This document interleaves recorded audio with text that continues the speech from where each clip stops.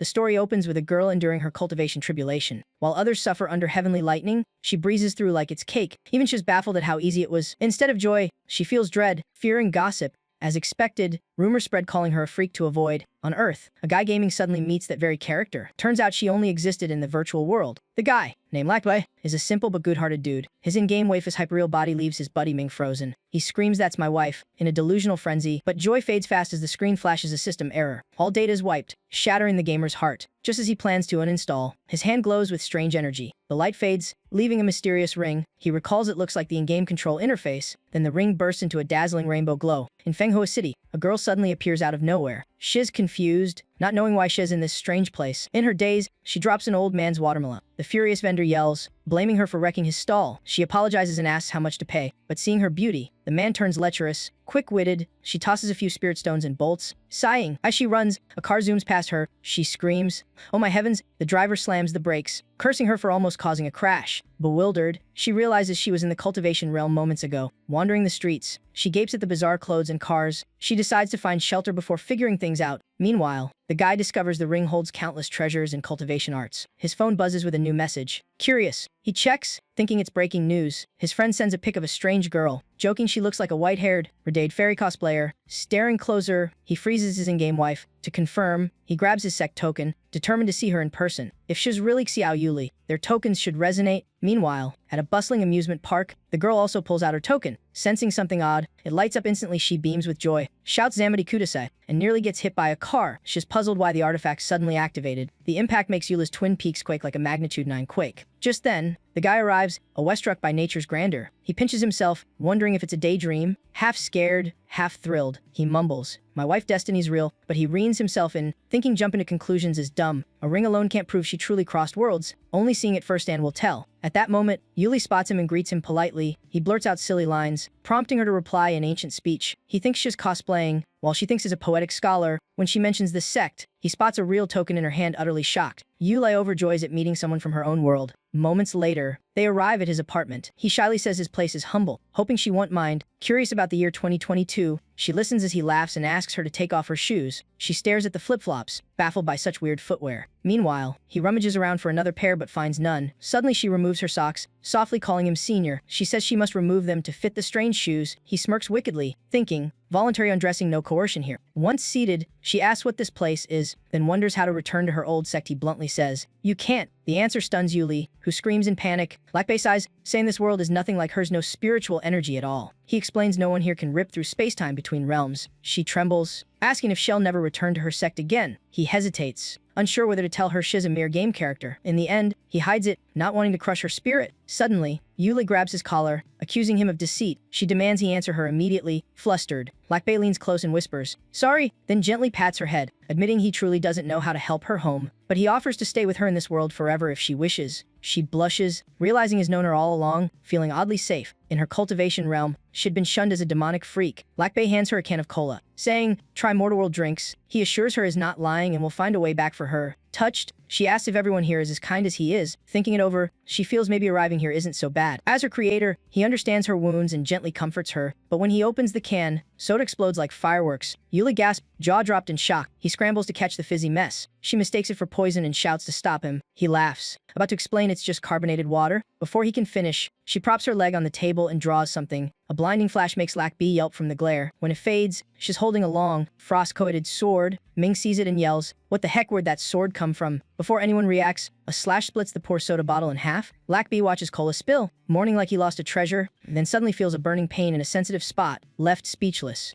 Turns out the sword's swing grazed his manhood. The pain feels like acid, nearly knocking him out. He collapses, clutching himself, wailing for divine help. Yuli panics, thinking it's a sword poison backlash. She frantically urges him to take an antidote. While he groans, "It's not poison," she still doubts him, thinking the bubbles mean deadly poison. He endures the pain, telling her to grab another drink while he changes clothes. Ashamed, she bows and apologizes, feeling she's caused a huge disaster. In the kitchen, Yuli blames herself for being useless in this strange world. She comforts herself that at least Lakbei hasn't grown to hate her. As she bends to drink water, he walks in to say something, but the curved TV's glow stuns him, wiping his mind blank. Meanwhile, Yuli drinks innocently, her allure making his brain freeze. She sips with bliss like tasting celestial wine. He stammers about boiling water. Eyes lost in her curves, his body reacts on instinct. Alerting the lower forces, he yanks his collar, whispering, "Stay down, "Don't rise," making her ask, "What's rising?" She steps closer, her twin peaks wobbling, and he wishes he could vanish. Panicking, Blackby pleads, "Spare poor Peter. Please." After the awkwardness, they sit to talk seriously. He explains this mortal realm has no cultivation. He warns her no swords, no spells, no heavenly identity reveals. She nods obediently, respectfully calling him senior. He winces, telling her to drop the title and just speak casually. He'll teach her how to blend in. After some hesitation, she confesses she might have done something wrong. She admits accidentally knocking over a shop shelf. To compensate, she gave the owner a glowing spirit stone. Later realizing they only use colorful paper money here, she was mortified. He fears a serious crime but laughs when it's just giving mortals free gold. Patting her head, "No worries." He says he knows that shop and will help her retrieve the stone. A while later, they arrive at the store. He calls out loudly for the shopkeeper, but it's empty inside, leaving him puzzled. Then something before him makes his jaw drop. He senses someone secretly watching from behind. Outside, crowd gathers, gossiping about a large, glowing, round object inside. Girl points at the curved TV, claiming it's a fake due to its old logo. She suspects the shop's trafficking counterfeit goods and vows to investigate. Meanwhile, inside, Lack-Bae feels a pair of blooded eyes fixed on him. It turns out to be that chubby girl, admiring him and saying, "So pretty." Then she blurts, "Whoa, handsome much." Out of nowhere, she throws something at him, shouting, "Why aren't you wearing clothes?" Lack-Bae frowns back. "I am wearing them. Look closer." Just then, a terrified cry echoes from deep within. "Help me, bro." The door suddenly glows eerie purple, oozing demonic energy. Both rush in, unaware of the danger ahead. Inside, a giant serpent demon coils around the shopkeeper, horrifying everyone. Ming gapes, yelling, "What the heck is that black monster?" Before they recover, the strange girl summons her weapon. A gold-plated boar spear appears. She shouts, "Full demon, how dare you wreak havoc here?" and charges in. Bae freezes amid the chaos.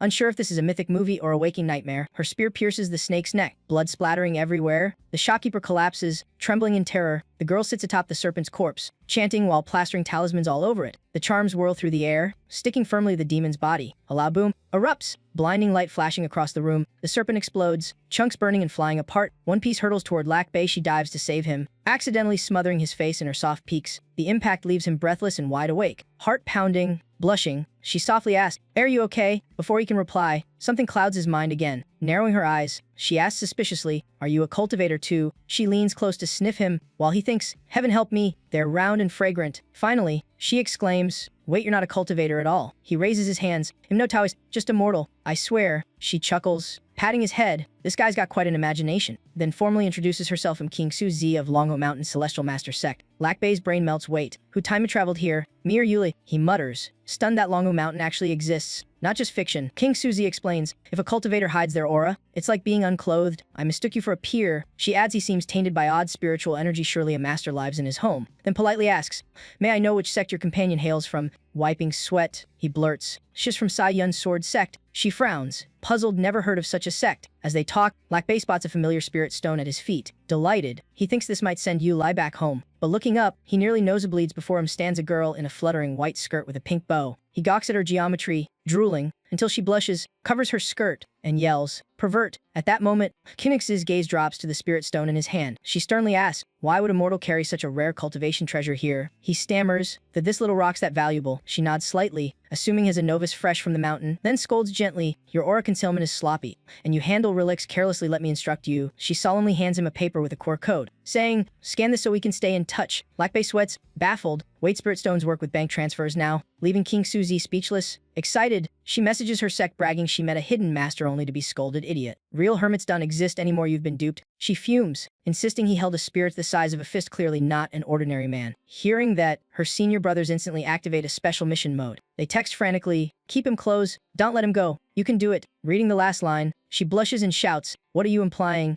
I haven't even broken my primordial yang yet." Meanwhile, back at the apartment, Eula gazes gloomily at the strange world, lamenting how different it is from home. Curious, she asks Lack-Bae, "How do you even know about the Sai Yun sword sect?" Thinking fast, he lies that his ancestors were buddies with the sect's founder. Of course, he wouldn't dare admit that sect was born from his keyboard. Hearing this, she gawks in awe, nearly falling off her seat. He grins inside. What a majestic fake title. He fakes solemnity. Can't recall clearly. It was ages ago. Haha. Suddenly, light from his ring catches her attention. She grabs his hand, eyes sparkling, saying, "This ring." He blushes, assuming she's proposing, blurts, "If you like it, you'll buy a diamond one. We can plan our future kids too." Truly a simp of immortal rank. She freezes, thinking it's the sword patriarch's ring. Deepening her suspicions, a romantic vision flashes, receiving the ring under moonlight. smiling shyly. Her heart races. Could he be the one? Lackby panics, waving frantically. Nope, don't misunderstand. That's not what I meant. He quickly changes topics, claiming his cultivation knowledge came from King Suzy earlier, urging Yuli to keep it secret. Hearing another girl's name, she pouts slightly, feeling her first sting of jealousy. He notices her odd mood, asking, "What did you say?" She stammers, "Nothing." Just then, his phone buzzes with a new message. The sender King Suzy, the 3-second voice note plays a terrified scream. "Help!" Then trembling words. "Senior, don't come on." Alarmed, he jumps up, shouting, "Allie, get your flying sword, we're going now." Hearing the nickname, Yuli blushes, heart fluttering with joy. As they mount the sword, she guides his hand to her waist. Warning, hold tight, it flies fast. He grins wickedly, thinking, who could refuse such an embrace? The sword shoots through the sky, leaving a dazzling trail of light. Wind roars past as he yells, "Whoa, speed limit, please." Meanwhile, deep in a dark, damp forest far away, King Suzy, battered and torn, runs for her life. Gasping, she glances back, whispering, "I think I lost them." But 3 massive serpents rise ahead, hissing murderously. They lunge at her like a storm. She pulls out talismans, chanting frantically in despair. 4 more emerge behind, the air thick with killing intent. She screams, "Who's the trickster here?" From the shadows, a man in black steps out, voice cold as death. "Where's the spirit stone?" King Suzy, mistaking him for a cool assassin, starts to flirt, but he snaps, "Silence." She frowns, realizing he released the serpent in the shop to steal the stone. He sneers, "Hand it over, and I might let you live." Clutching her phone, she frets, "Where's that idiot Lackby when I need him?" To stall, she retorts, "Aren't you afraid the Divine Exorcist Bureau will punish you?" He smirks, "You mean those cowardly lapdogs?" Laughing maniacally, he boasts, "If I feared them, I wouldn't be a true master." As he cackles, she seizes the chance, flinging talismans and shouting, copying villain laughter. Amateur move, but that man is none other than Tay, the infamous killer of the demonic path. He calmly lets a snake block the spell. Boom. It explodes into ash. A toxic green mist spreads, making her gasp, poison gas. Her body weakens, strength fading fast. Tiny snakes slither up, binding her as the assassin laughs. "You brought this on yourself." The snakes coil her tightly, pinning her limbs. Even her chest is squeezed out of shape. She groans. Damn it." She struggles and yells, "Let me go." "Bastard." He steps closer, sneering, "Hand over the spirit stone, and it'll make your death painless." Just then, light flashes. Lackby descends heroically from the sky like an action movie savior. Seeing him, King Yun cheers, but he gawks at the snake bondage scene, shouting, "What the heck, new trend? You calling me for a wedding or what?" She blushes, yelling, "Shut up, idiot!" Is after your spirit stone. The black-robed man appears behind him, growling, "So you're the one holding it, a mortal wielding such treasure." He scoffs, summoning dark energy. His hands gather toxic kite, reaching for Lack Bay's throat. But Lack Bay stands firm, clutching the spirit stone without fear. King Yun panics, screaming, "Run, you fool!" Yet Lack Bay's eyes turn cold, killing intent flaring. Instead of fighting, he lectures, killing for a rock. "Aren't you afraid of divine retribution?" Everyone, even King Yun, stares blankly. "What kind of logic is that?" She snaps, "Now's not philosophy hour, you lunatic." The dark man snorts, "Heaven's will, a useless myth." The moment he finishes, Lack Bay smirks and lightning strikes straight from the sky. The man flies off, charred like a burnt potato, screaming in agony. He writhes in terror. King Yun freezes, stunned. Did that mortal really summon lightning? No normal bolt could fell a demon snake. Who exactly intervened? Before she finishes, the man's head drops clean off. Yuli steps forward quietly, eyes scanning the scene. "He's dead," she says softly. "It's finally over." Lack Bay's eyes gleam. He jokes, "With you here, safety's guaranteed. Without your help, it'd be barbecue by now." She smiles. "Just a small spell, but hey, where's that girl you rescued?" Blushing, she adds awkwardly, "Wait, where'd she go?" Turns out the girl's collapsed on the ground. They rush over. Panicked, Yuli examines her. Snake venom, no antidote. "I'll suck it out." Lackby chuckles. "Who said I've got no solution?" From his ring, a shining pill floats out. "Lucky me, always keep spares." Yuli gasps, "That's a supreme antidote pill from Kuiyun Sword Patriarch." He doesn't answer, just hurriedly feeds the girl the pill. When it won't go in, he grumbles, "Don't blame me for being rough," then pushes hard to get it down. A splash follows as the medicine finally enters. The girl's body trembles violently. Lackbay sweats. "I swear I just gave her medicine." Allie saw the whole thing. As he pulls back, more liquid spurts. "Honestly, just medicine." "Guys," has so startled he nearly wets himself. Turning to Yuli, he pleads, "Allie, don't be mad. I'm innocent." But she doesn't reply, only gasps, "Look over there. Something's really off about this one." She exclaims. He bends down to check, pulling the hood away. Everyone freezes in shock. The body morphs into a monstrous creature straight out of a Demon Slayer story. Lackby blurts, "Holy crap, is this what you meant, an actual demon?" "Nope," she says, "as a snake sorcerer, half human, half beast." She explains with cute gestures, making the grim scene oddly ridiculous. He blushes, covering his face. "Got it, stop acting it out already." With things a mess, they decide to discuss it back home. As they leave, someone rushes after them, but too late. "Wait, you're too fast." "Hey, don't go yet." She flips open her notebook, teasing, "Running's fine." But but ever heard of traffic laws? The Divine Exorcist Bureau wants spare criminals? You know. Just then, something grabs her leg. She screams, "Demon cultivator. It's the killer," she asks worriedly. "Hey, you look weak, are you okay?" "Don't pass out. I didn't even hit you." His body crumbles like clay. She realizes it's just a puppet controlled by mechanical magic. Only the underworld can craft such armor. She must report it to the Bureau at once. But turning around, a horrifying sight makes her freeze. Without hesitation, she activates a protective barrier. What the heck just happened? Meanwhile, back at Lack Bei's apartment, the guy stares at King Yun, eyes wide. Yuli walks over, softly saying the girl's fine now. No need to hover like a cop. She adds that venom came from a low-tier snake, making him ask, weaker than yeah, like a baby snake with no fangs. He sighs. The cultivation world sounds dangerous. Just teach me how to cultivate already. You're a genius. You'll feel safe learning from you. He adds, making her blush. I'm not that great. After a shy pause, she nods in agreement. Soon, he begins his cultivation training. She guides while he absorbs spiritual energy. It'll teach you the secret of channeling Kai into the soul. Remember it well. Step 1. She demonstrates, inhaling deeply, making him ask, do we have to breathe that dramatically? Step 2. Separate impurities from your spiritual flow. She turns back and his soul's already drifted off somewhere. Just then, the other girl wakes up, sees them, and shrieks, "Oh my gosh, sorry, I didn't mean to watch." After some frantic explaining, King Yun blushes. So that's what was happening. I thought you two were." He laughs. "No worries, have some meepy tea to calm down." "Mipede?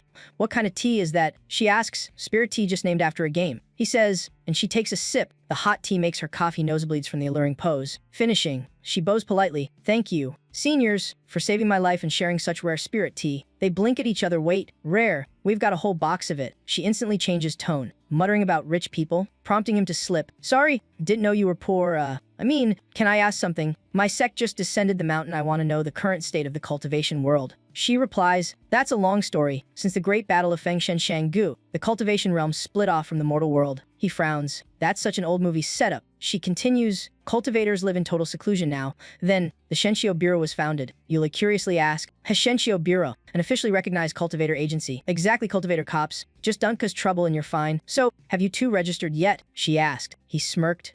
He, almost, unregistered. That's a big headache, you know, right? No registration means no household record. She froze. Household record. "What's that?" he stammered. "Thought you meant marriage." She snapped. "Huh, I said cultivator registration." Yuli blinked. "Marriage what?" Before she could finish, he covered her mouth, leaving Kinjin sighing helplessly. She pulled out a shiny card, her immortal ed, proving legal cultivators must register at Shenshio Bureau. Info appeared: Mo Kinjin, female, Longwu Shantianchi Fu sect, cultivation 21. He frowned.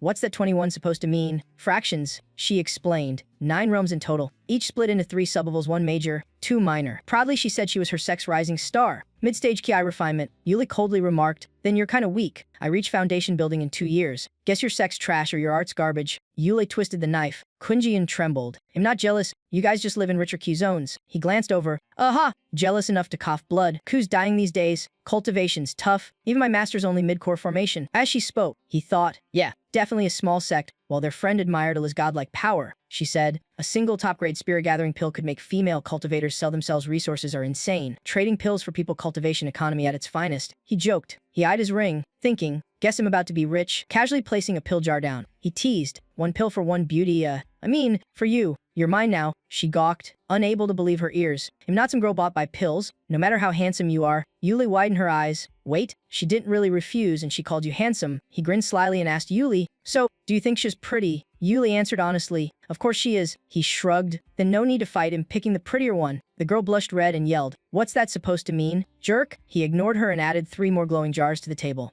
Seeing the treasure pile, she bowed meekly. "So what do you want me to do?" "Anything. I'm easy," he said plainly. "I need a consultant. I just came down the mountain and don't know this cultivation world. Be my guide." She took the pill and replied, "You two saved me. Helping back's the least I can do." Yet while saying that, she pocketed all 3 jars, mumbling, "Maybe I shouldn't take so many." Words aside, her hands moved fast. Everything vanished in her sleeve. He sighed. "If you feel that guilty, try giving them back." He turned serious. "One more favor, I need your help." Yuli eyed him suspiciously, sensing mischief ahead. After hearing him out, Kunjin nodded confidently. "Relax, he'll handle it. Let's get started." They both slipped into the room, afraid Eli might misunderstand. He quickly said, "Nothing weird. Just work stuff, watch some TV." As soon as he finished, the door slammed shut. Outside, Yuli pouted, barely met and already keeping secrets. Now I'm curious, unable to resist. She pressed her ear to the door. Inside came panting sounds. Nope, not like that. Use suction. Grip tighter with your legs. She froze. Didn't he promise not to do that? And yet, whatever, not my business, she told herself while still glued to the door. In truth, he was learning to absorb spiritual energy. More suction. Him suffocating here, seeing his slow pace. She asked, "Was your ki circulation so sluggish? You a crippled body?" He groaned. "You're worse at this than a lie. Maybe your meridians are blocked." She wondered.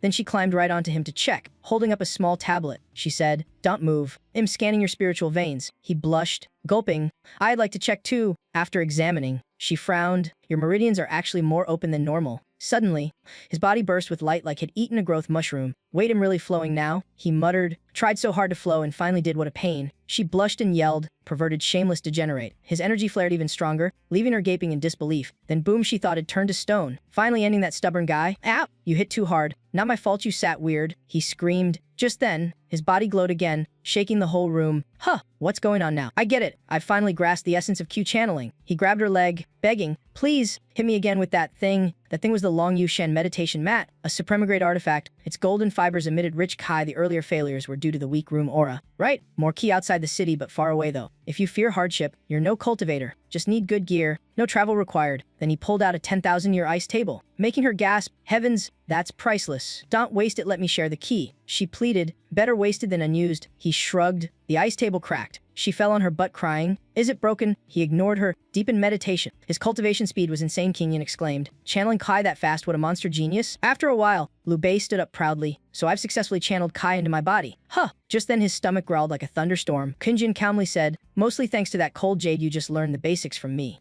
Then, to her shock, he released a massive explosion. Toxic smoke filled the room. She coughed. Smells like 3-year-old stinky tofu." He clutched his belly. "Sorry, emergency." Moments later, he stumbled out like a zombie reborn. "You okay? Did I mess up and poison you?" She worried. Yuli interrupted. "Nah, he practiced higher arts before using cheap ones now caused backlash." That stabbed Kinyan's pride. She stammered, "I wasn't eavesdropping, just passing by. Cheap art. That's an entry-level technique." She retorted, while he frantically searched for toilet paper. Kinjan stared at Yuli, suspicion filling her mind. "Who on earth is this woman?" In a dark place, an angry voice growled, "Damn it, the more they forbid me to investigate, the more I will." Nearby, a strange girl silently observed a shadowed figure. I've got the lead now." It was another purple-haired girl, and sensing the aura around her, the observer noticed something off. "It's definitely that thing." The purple-haired girl stayed calm, clearly waiting for the right moment. Meanwhile, Yulai stepped out the door. Their eyes met. Suspicion crackled between them. Yulai recognized her as the fast-traveling cultivator from before. Had this monk-robe girl been tailing them all along? What kind of connection did they have? The next morning, at a strange sect, he and the two girls approached. He whispered, "You sure this is the place?" She nodded. "Don't underestimate it. This is the Shenshao Bureau branch in Port City." As the door opened, blinding light flooded the hallway. Inside, the crowd was packed tight. Liu Bei gawked. "This is way different from what I imagined." Suddenly, a red-dressed girl with 3 braids walked up sweetly. "Hey, handsome, need any help?" He froze on sight, muttering, "Heavens above, a mortal goddess." Kunjin jumped in, covering his face. "We're here to register a sect." "Which way?" "Turn left, first room, and come visit again." "Cutie." As they walked in, Kunjin whispered, "We're bending the rules today. Don't mess it up." He blinked. I thought it was normal registration. Big sects hide their identities. We can't prove our origins. So, the fastest way is to create a new sect. Instant legal identity." "Brilliant. Senior." He beamed. When they arrived, a crowd was arguing. Fish Smack Gang is the best name. "Nope. Slacker sect rules. 5-way Kai refiners forever." Watching the chaos, he sighed. The cultivation world's nothing like the movies. After finding the right counter, the trio politely submitted forms. "Hello, this is our new sect registration." The name written Chuyan Sword Sect. The clerk read it, frowned, and shook his head. "No good. To found a sect, you need at least 3 members." He blinked. 3, but 2 already get along fine." The reviewer sighed. "Such a nice name too. Just recruit 1 more, let that girl join, and you're set." She waved her hands. "No way. I'm not joining. Just say it's a study exchange. Tell your master." "My master won't agree easily." He patted Kinyan's shoulder. "Tell him he'll send 5 spirit gathering pills monthly. Hell changes mind fast." "Fine. I'll go convince him." He turned to Ali. "While we wait, let's sit over there." She blushed, mumbling, "My skirt's too short. It's awkward to sit." He reassured, "No worries. Everyone dresses like that here, and you've got black stockings underneath." She cut him off. "There's nothing underneath." At that, the beast inside him woke up instantly. She muttered, "The clothes you packed are all half missing. I can't wear them properly." Just as he was about to inspect the goods, Kunjian returned. Master agreed. Shattering the moment, he spun around and accidentally face-planted right into her chest. Though slightly suffocating, it smelled sweet like milk freedom itself. Quit fooling around. She bonked his head. Let's finish business, then I'll help her shop. Meanwhile, at a distant temple, a voice called out, Master! The man called Lai Bo, senior brother of Mo Kinjian, stood beside her Master King Suzy. Bo frowned. Why send junior sister to such a shady sect? Pills aren't worth that. King Suzy just smiled. Fool. That's her destined fate. He bowed his head, stroking his beard calmly as if unconcerned. Bo snapped. Fate my foot. She was bribed by pills. You always have excuses. You once said Wenner would meet her benefactor at 18. He turned away, grumbling. Fine. I'll handle her myself. A memory flashed the prophecy that a princess at 18 would meet a noble, but face a great calamity. King Suzy sighed softly. I wonder if it's doom or fortune. Wenner, may you survive your destiny. Meanwhile, Yuli admired the ad card. So this is a real immortal license. Kinjian nodded. Yup. With this, everything's easier. Liu Bei grinned. Paperwork done. Now the fun part begins. They headed straight for a women's clothing shop. He lounged outside like he was at a spa. From the changing room came Kinjian's voice. Senior, no peeking. He smirked at the guard. Mo Kinjian and a liar trying on lingerie in there. Behind the curtain, a scene enough to shatter one's spiritual roots. Kinjian handed Yuli clothes. Senior, your size is bigger. Try this. Stop it. Embarrassed. Relax. Lace looks great, let's get matching sets. Yuli gasped as the dress hugged every curve radiant. Pink, dangerously gorgeous. Hearing words like lace and trim, Liu Bei's primal instincts exploded. Moments later, the two came out loaded with bags. Well, take all of these. He turned to look and almost stopped breathing. A lie now looked like an ethereal goddess, even curvier than before. Kinjian caught his stare and snapped. Where do you think you're looking? Pervert. A while later, he sighed. Haze. Over 1,000 credits gone. Guess I'll sell some of your spirit stones for rent. She snatched his phone. Selling me would fetch more? Fine. Lem show you something cooler. These days, if you want to sell spirit stones, just post online, it's lightning fast. Kunjian lectured. He gaped. Cultivators use social media. Of course, even immortals need likes, shares, and follows. Yup, that tutorial's by my senior brother. Yuli overheard bits but had no clue. What are they giggling about? She noticed everyone glued to their phones. Each held a shiny talisman that probably cost as much as giant spirit stones. Better not distract Liu Bei, she thought. But when he saw her staring, he wondered, is a lie in my phone? Later, the two strolled out sipping milk tea. He grinned. So this sweet stuff's milk tea. Huh, pretty good. Assassin girl. Suddenly, she stopped. What's wrong? He asked. We're being followed. 2 people. Nope, make that 3. They're not after us, but one of them has a tail of his own. He tensed. How strong? Can we shake them off? She smiled calmly. No worries. I've got a plan. Just then, a stranger approached, but before he could act, the pair vanished, leaving only afterimages behind. The supposed stalker turned out to be a music junkie, bobbing his head like he was demon-possessed. Yuli raised a brow. Do people here all stalk that weirdly? Nah, just this idiot. He didn't even notice all the fake talismans we set up. Guess is not scared enough, right? Has not the one I'm after. Among them, one isn't alive. You mean to hunt him down? He stammered, pointing ahead. You mean her, right? Exactly, her. Suddenly, the girl turned, bluttered eyes swept over them. He nearly wet himself, frozen stiff. The monk-robed girl lunged forward face-to-face with Yuli. The high-speed cultivator finally revealed herself. Yuli calmly said, now we've got 3. Meanwhile, he shook like jelly, muttering, don't look at me, don't look at me. If this were a horror flick, turning around means instant death, he thought. But the girl looked down right between his legs, making him scream. Oh my god, she can change camera angles. The monk girl dashed at lightning speed. He could only yell, oh Vipsili, run! Yuli shouted, but he was already sprinting for his life faster than any movement art. Illogical or not, that speed deserved applause. Suddenly, the girl popped up again, grinning. Surprise, I'm here. Pure reflex, he threw a soft punch right in her eye. Even that light hit left her eye purple like an eggplant. That felt soft. Not a real ghost, he wondered. The girl clutched her face, screaming in some alien tongue. Yuli pressed a sword to her throat, demanding her name, finding her strong and mentioning some dead old man. He stood dumbfounded, no clue who that old man was or what was happening. She only laughed a ghastly, corpse-possessed sound. Purple smoke poured from her mouth. He paled, yelling, what the hell is that? Yuli yanked him aside, shouting it was mercury poison. Mercury splattered everywhere as they dodged and countered with sword strikes. He told Eli to chase after her, saying not to worry about him. A lunge, grabbing the girl's arm thinking it was over, but the girl let out a chilling horror movie giggle. Her arm dropped off like a snapped twig. From the stump gushed violent mercury jets. The metal flood surged like a tidal wave. He screamed in terror. After wreaking havoc, the girl vanished like she never existed. He rushed over, apologizing for not expecting her to self-amputate. Yuli said it was fine, reminding him 2 others still lurked around. He sneered. So, will those 2 come out, or should I invite them? The called-out pair emerged,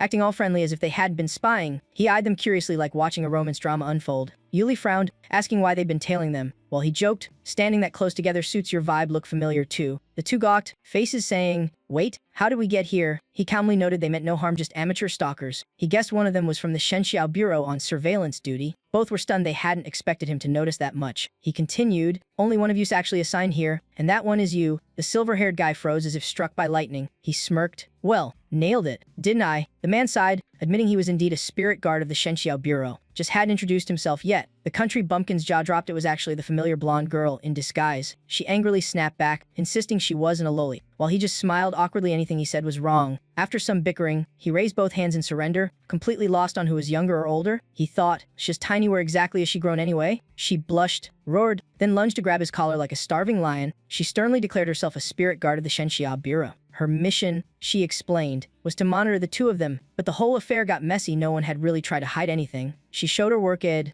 offering to verify it. Yuli was surprised this girl had tailed them unnoticed. Proof her own power had weakened after tribulation. Yuli concluded the guard wasn't linked to the demon girl, just a neutral agent. While everyone chatted, the silver-haired guy quietly tried to sneak away. Liu Bei blocked him, smiling like a friendly devil, mockingly asking why he was fleeing, making the guy stammer out nonsense. He rambled in circles like a broken chatbot, boring everyone to yawns. Fed up, Liu Bei pulled off a sock, then shoved it into the man's mouth, yelling, "Stop the comedy act already, I'm dying here." The man finally confessed he was from Qianshan Fu, sent to monitor Mo Qinyan's safety, prompting everyone to call her over for confirmation. They confirmed his real task was to investigate the monk-robed girl. But alas, that girl had vanished. Yuli smirked. Let's see her escape now. Then she pulled out an eyeball. Everyone broke into a cold sweat, thinking she was about to do something vile. She said casually, "Relax, you punched it out earlier, no big deal." She explained the eye still held spiritual energy, perfect for summoning a tracking spirit crane. Then she drew a talisman and began the ritual midair. He gathered the paper, twisted like it had life. Within seconds, a tiny paper crane was born. Both of them clapped, praising her as a full-level master. As they prepared to leave, the spirit guard stopped them, insisting on acting alone. "Hunting demons to protect people is our duty," she said, telling them to wait for good news. He worried but agreed, reminding her to stay in contact. Yuli blew another paper crane to aid her. It shot off like a rocket the moment it got orders. He blinked, rocket mode, and she blushed. Oops, forgot to hold back. The spirit guard chased after, panting,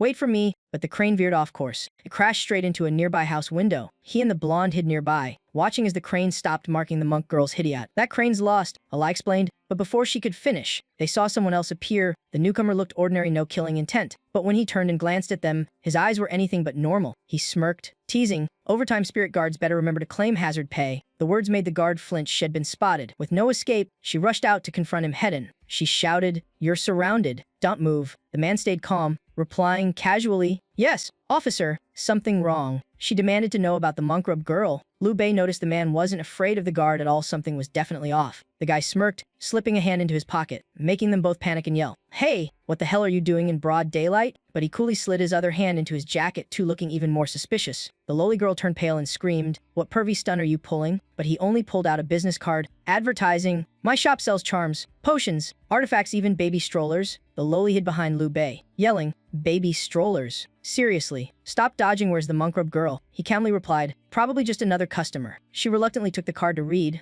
The moment she saw the name, she yelled, "What the heck is unlimited company?" He chuckled, "Means my business has no limits and neither do my clients. As for that girl, no clue." He shrugged. Even spirit guards have to follow the law, no barging into private property. His words made them realize the guard had been acting without clearance. Staying polite, he invited them to leave as if nothing happened. She angrily demanded his investigation permit, but he just smirked. As they turned away, Liu Bei suddenly grabbed her hand, making her jump. "What are you doing?" He pointed. "Wait, that's ink, right?" Something was off about that business card. Scene cut to a desolate wilderness. The same merchant appeared, walking toward an old hut. The monk-robed girl emerged, coldly asking, "Got the goods?" Right here, he said playfully. He handed her a small wooden box. Inside was a fake arm and bits of wood disgusting to look at. She tossed him a spirit stone. He clutched his chest. "My, what a generous rich lady." Clicking his tongue, he warned, "Keep using that junk, and your spiritual power will run dry." Then teased, "You really think those toys will bring your master back? Didn't your boss die fighting that old man? Why, hunt that boy has the old guy's hair, right?" She roared, "Silence. That's none of your damn business. Leave now before I change my mind," she yelled, her aura flaring, and he bolted fast. That night, in Liu Bei's apartment, his Kai reversed. He almost went berserk. Both girls panicked, shouting, "Don't let the energy leak out." "Hang on,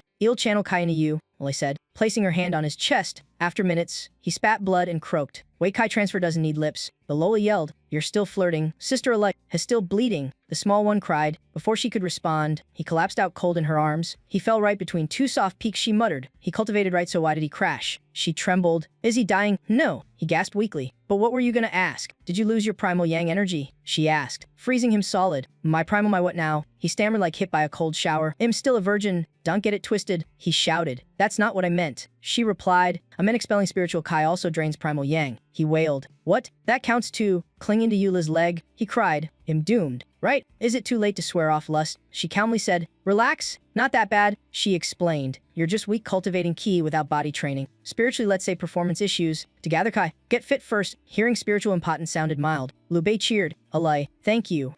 I thought I was done for. The lowly deadpanned. Break up with life already. Seeing the two acting all lovey. The Lola's eyes sparkled, shouting, they're totally a derivative couple pairing. Ali calmly replied, nope, I'm his legal wife. The lowly blinked. Huh, what's the difference though? Lac Bei hastily covered Alice's mouth, stammering don't talk nonsense. While Yuli smirked. Didn't you say your true wife is the one in your heart? He pulled Ellie aside, whispering, she's from the Shengxiao Society. Don't spill or we're doomed. Before he finished, the lowly snapped, Lac Bei, you taught Sister Ali the wrong spirit power, didn't you? Suddenly, a strange noise echoed. Wait, there's a phone ringing, he shouted. It was a call from Mo Kinjin. He guessed she was calling about the girl in morning clothes. Grinning, finally, a lead, the voice said quickly. I found her identity. Stay put, I'm coming. Then she hung up with a click, leaving Lac Bei puzzled. Wow, that was fast. Suddenly, a hidden weapon flew through the window. Yulai reacted instantly. Sensing danger, she drew her sword to block, shouting, Lac Bei, move! The object burst with immense spiritual pressure. Charging straight in, the impact shook the entire room. Both were knocked down. The lowly landing on him, he yelled, you addicted to riding me or what? And she barked, shut up, I'm protecting you. Yuli kept slashing, blocking the endless rain of hidden weapons. Tracing the direction, she located the attacker southwest, not far away, suspecting an ally of the morning-clad girl. She ordered, one stay guard, one come hunt. In the tense moment, a knock and a familiar voice of Kinyan sounded. Yes, it was truly Mo Kinjin. She said, I sense spirit fluctuations, are you all okay? Yuli instructed, Miss Mo, guard Lac Bei. I'll go with Miss Bai to fight. Before leaving, she added,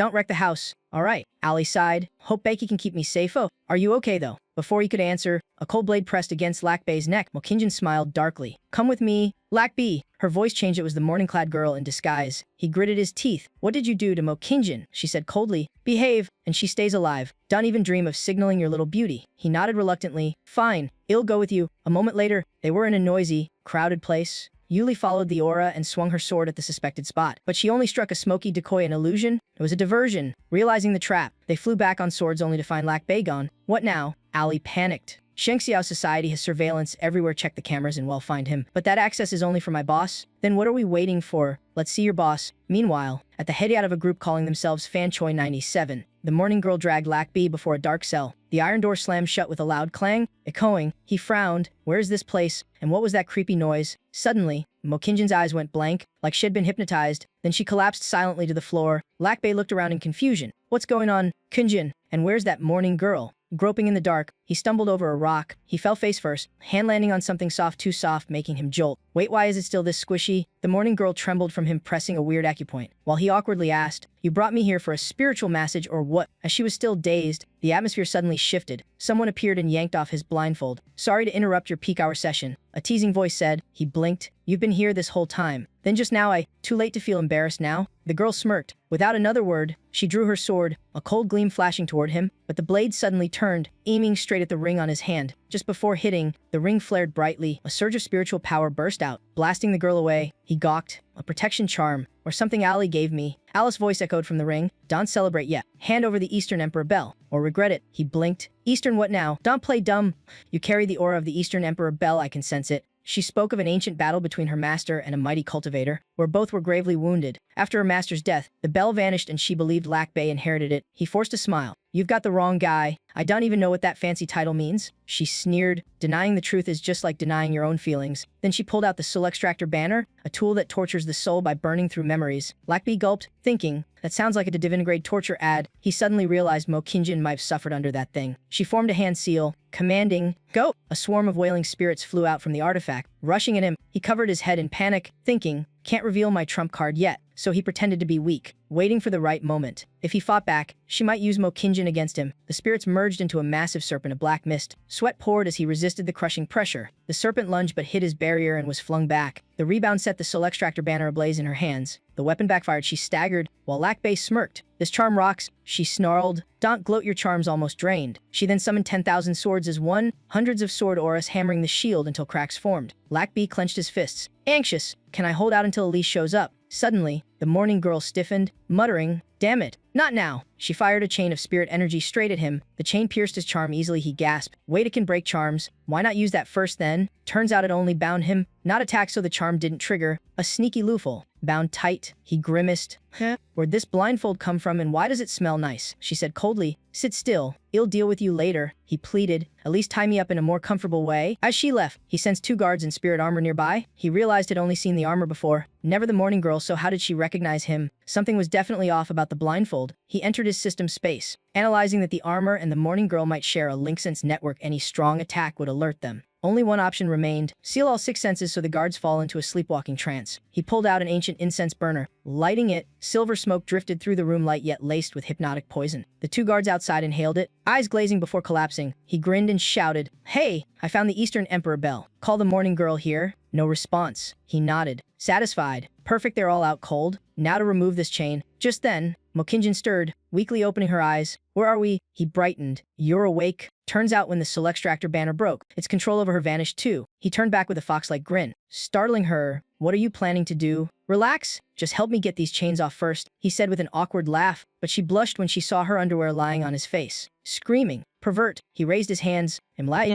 It was an accident, I swear." Breathing hard, she asked, "You're here? Why am I here too?" He quickly explained. "The morning girl captured us both. She just left. I've numbed the guards. Just unchain me. Use a little force if you have to." Mokinjin took a deep breath, grabbing the chain. She yanked hard, accidentally whipping his sacred zone. He squealed like a slaughtered pig. The pain was cosmic, but he gritted his teeth and endured. She blushed. "I can't untee it," he yelled. "You can. I believe in you." She knelt, fumbling with the chains, face red, while he thought, "She's got some experience handling ropes." Huh. Once done, she quickly straightened her clothes, flustered, then planted her foot on the chain, ready for one last pull. "Here I go." "Do it," he replied, then spotted a dragonfly flying past. She mustered all her strength and pulled. He bit his lip, face red as a tomato, painful but strangely interesting. Finally, the chain snapped. He sighed. Free. Finally free. He flopped backward, exhausted. Freedom is sacred. Mokinjin licked her lips softly. Didn't feel too bad, honestly. He chuckled.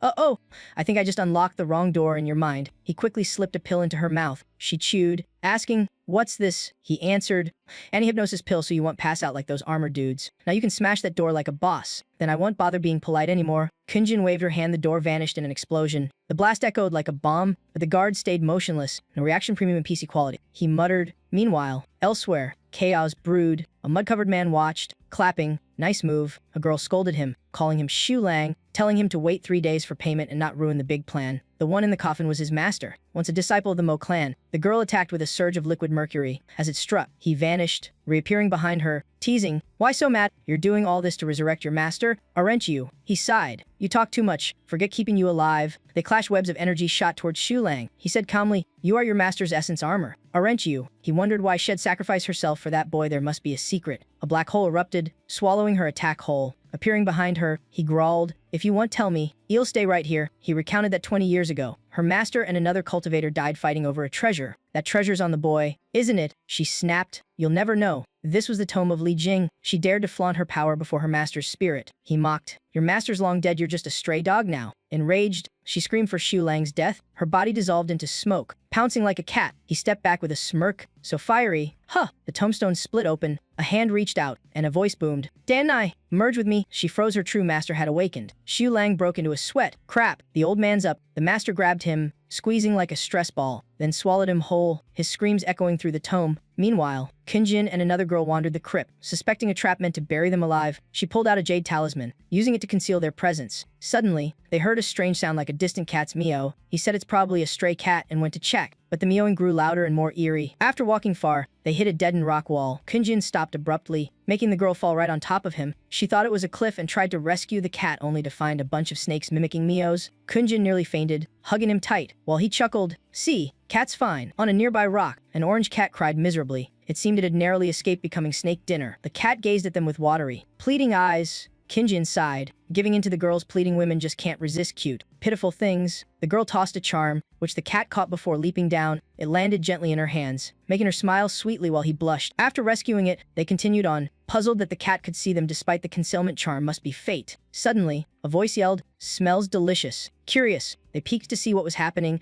An old man was munching on his shoe lang like gourmet roast, sending chills down their spines. The old man paused, sniffing the air, sensing the aura of the Eastern Emperor Bel. He chanted a spell, his gaze piercing straight toward their hiding spot. They tried to run but were frozen in place. He roared the treasure's name, murderous aura surging. Both panicked. How had he sensed them? Just then, the morning girl arrived, reporting she'd found the bell but hit a snag that made the old man momentarily forget their direction. The two regained movement. Without a word, they clasped hands and bolted, but the old man, swift as a demon, instantly spotted them. Black energy shot from his finger, engulfing the area to capture all three. The corpse maiden asked, surprised, "How did those two escape?" The old man roared, vowing to his master to capture them all. A massive mercury wave surged forth, yet he noticed the morning girl seemed to secretly help them. He told Kinjin, "Go first, I've got a plan." She cried, "Couldn't you say that earlier?" and pulled out a talisman her master gave her, but its spirit power was weak. Single use only, he grumbled. Guess your master had a sense of humor. They reached the end, no way out, and the enemy had arrived. The woman said, "Hand over the Eastern Emperor Bel, and it'll spare your lives." He handed a spirit stone to Kinjin, deciding to stall the enemy so she could strike with the charm. He asked why she wanted the relic when she clearly opposed her master's path. She snarled, "Treasure or life, choose one." He retorted, "Would you really let that other girl die so cruelly?" He shouted, "Don't you dare touch her." The more he resisted, the fiercer she became, unleashing a storm of wrathful energy. It turned into a demonic tempest, raging to shred them all. Seeing danger, he drew a charm to counterattack. She realized his charm was basic tier, totally useless. He refused to quit, whipping out charm after charm like, "Enough yet." She froze and yelled, "Where the hell did you get so many?" Furious, she tried to burn them all just to see how many he had left. But as she lunged, he blocked her, swearing she'd never touch Kinyin again. His vow made Kinyin's heart flutter. The foe kept attacking, sneering, "You're running out of energy." He shot back, "Real men don't get tired." His charms shattered, and Kinyin panicked, thinking death was near, but he threw himself in the way, taking the fatal blow for her. He smiled softly, "Don't be afraid, I'm here." Her heart melted, eyes shimmering with emotion. They nearly kissed until he snapped back to reality, calling his wife's name for salvation. Just then, a rock bonked the corpse girl on the head. He grabbed Kinjin and bolted. The corpse maiden woke groggily, clueless about what just happened, but as they fled, she caught up only for him to realize they'd run the wrong way. "Damn it, we ran backward." He cursed. The enemy's shout echoed, "You won't escape," with the old man ahead and the hag behind. He thought, "Yep, we're toast." Kinjin prayed, "Better die than explain that almost kiss." Just then, the lowly girl appeared. She chanted a mantra. Two giant palms slammed down, crushing the mercury snakes. The corpse girl gasped. "That's the great Vajrahand of tantric arts." The lowly dragged them off, saying things were temporarily safe, but she soon staggered, trembling with exhaustion. Angry, she blamed Kinjin for being too heavy. Kinjin snapped back, "Heavy? Excuse me." And the bickering began. While they argued over extra weight, he sighed, "Flat as a board and still heavy." Huh! During their spat, the snake swarm returned. The lowly lost it, tossing both of them away. Yelling, "Shut up and run." She shouted that the old man had reached nascent soul level,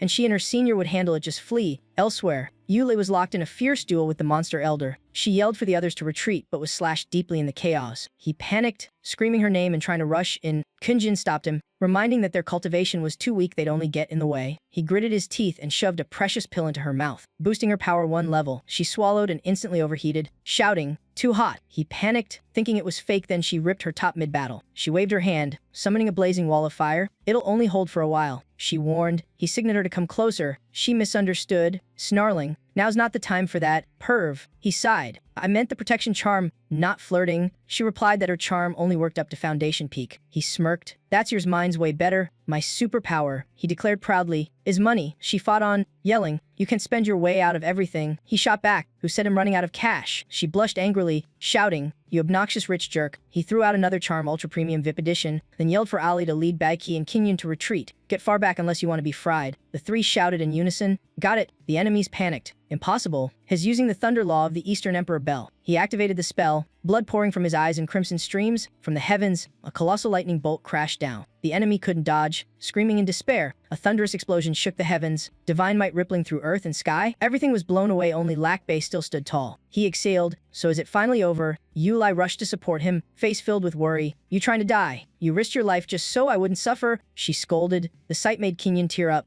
comforted by Beiki that at least evil had fallen. But suddenly, the pile of rubble shifted. Something was still alive. The monster's arm burst out. Impossible. His not dead. The old man rose, clutching the mangled half-body of the corpse girl. He was stunned. Both had survived. The monster lifted her high as she screamed her master's name in despair. Then he crushed her like duff in his hand. He dug out a glowing orb from her shattered body, then then swallowed it whole like candy, had absorbed his subordinate's spirit core. Utter madness. A surge of demonic energy radiated, choking the air. He shuddered, asking what kind of spirit core trick makes him this strong. Baeki and Kinjin charged forward, shouting, "Now it's our turn to protect you." He smirked. "Guess my blessings finally arrived." Yulei leapt in first, sword flashing, but her blade was swatted aside like paper. The two powers collided, shaking the very air. Their clash made the ground quake, allies in the distance shouting, "This isn't good." Yulei was still weakened from her tribulation fighting. More could kill her. The others debated saving her, but normal elixirs meant nothing to a nascent soul cultivator. Thunder cracked again, the remnants of the earlier tribulation. He muttered, "Looks like I recovered clean data again," leaving Kinjin baffled. She yelled, "You're thinking about phones now? Find Ali already." As they turned to flee, a flying sword arrived with a shout. "Hold up!" It was the lowly, riding her sword, calling him to hop on. He glanced and teased, "Small head, sharp mind." "Huh!" She blushed. "Who are you calling small?" As he climbed on, he clung to the blade like a scared cat. She shrieked, "Where are your hands going? You're shameless at every age." He shot back, "You've got nothing to hold on to anyway." Yuli spotted him and gasped, "Lack B." Her distraction gave the old monster a chance to strike. Luckily, both of them dove in to block the attack. He shouted, "Danger! Get back. I'm here to help you trigger the heavenly tribulation." She asked, "You mean the celestial cloud of tribulation?" He nodded, explaining it held rare celestial essence no one dared absorb. Now he wanted her to take it, and she soared upward at once. She flew straight into the storming thunderclouds. He cried out, "Ali, you've got this," she whispered. Just a little more time. The nascent soul old man ascended too, preparing to clash. The two forces collided like mountain and sea, shaking heaven and earth. Yuli opened her eyes, channeling her core to command the lightning. She used the divine thunder itself to forge new celestial energy. The final moment had come. A massive bolt from heaven struck the old monster directly. Lightning spread, refining her body amid the storm. The pain tore through her meridians, stray bolts rebounding against her. From the storm's heart, light condensed into a blinding core. She coughed blood but refused to yield. Her will was steel, unbreakable and unmatched. A final bolt detonated in full force, blasting the old monster completely. He couldn't withstand it. Lightning pierced him to the bone. A massive explosion terrified the group watching from afar. He shouted Alice's name in panic. When the smoke cleared, a pair of panties fluttered down. He caught them blankly, whispering,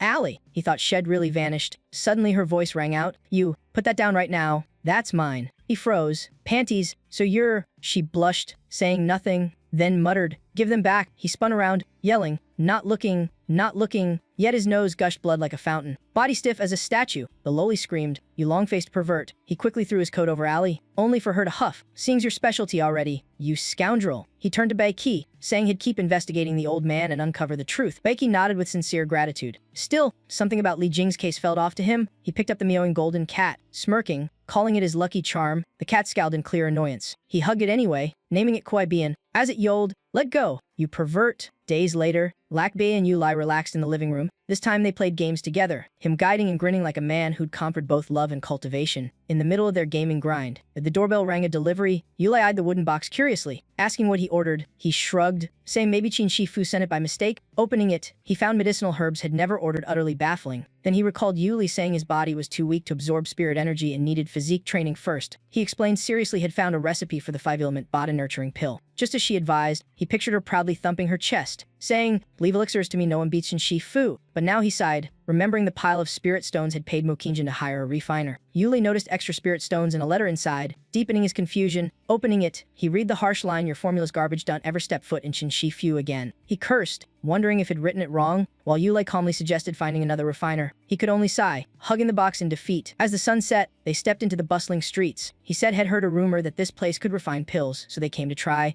Standing before a small shop, Yuli frowned, "You sure about this?" Seeing the sign, infertility specialist. She blushed as passers-by stared like they were a childless couple. He just walked in unfazed. In his head, he imagined a hidden master living inside, but instead, a thug-like guy sat picking his nose, gruffly asking, "What you want?" He froze, realizing he'd probably just lost all his precious herbs. Yulai stayed calm, politely asking if the man could refine pills. The lecher ogled her shamelessly, drooling as he introduced himself as Lei Dakwon, disciple of Qin Shifu, giving her a sleazy look. Seeing danger, Lack Bei immediately stepped in front of Yuli, cold-faced, murmuring, "Then I'll take my chances." Catching the creep off guard, he handed over the formula, but the man sneered, "I'm talking the lady why button." Even after taking the paper, he kept staring at Yuli, jeering, "So whose formula is it, hers or yours?" Lack Bei growled, "Mine and hers." He sneers, tosses the paper down, saying the ingredients clash, mix them and you get poison. Too bad for him showing off before a master like me. With a grin, he rips the formula to shreds, tilting Tilting his head, he mocks, "Miss, this kid's all looks, no skills." He reaches to grope her while inviting her to a private alchemy talk. But Yuli isn't one to play nice. She blinks, twists his arm behind his back, and snaps coldly, "Lu Bei, go!" The man screams, "Do you know who my dad is? My master's from the Heavenly Talisman Palace." Lu Bei punches him in the face, snarling,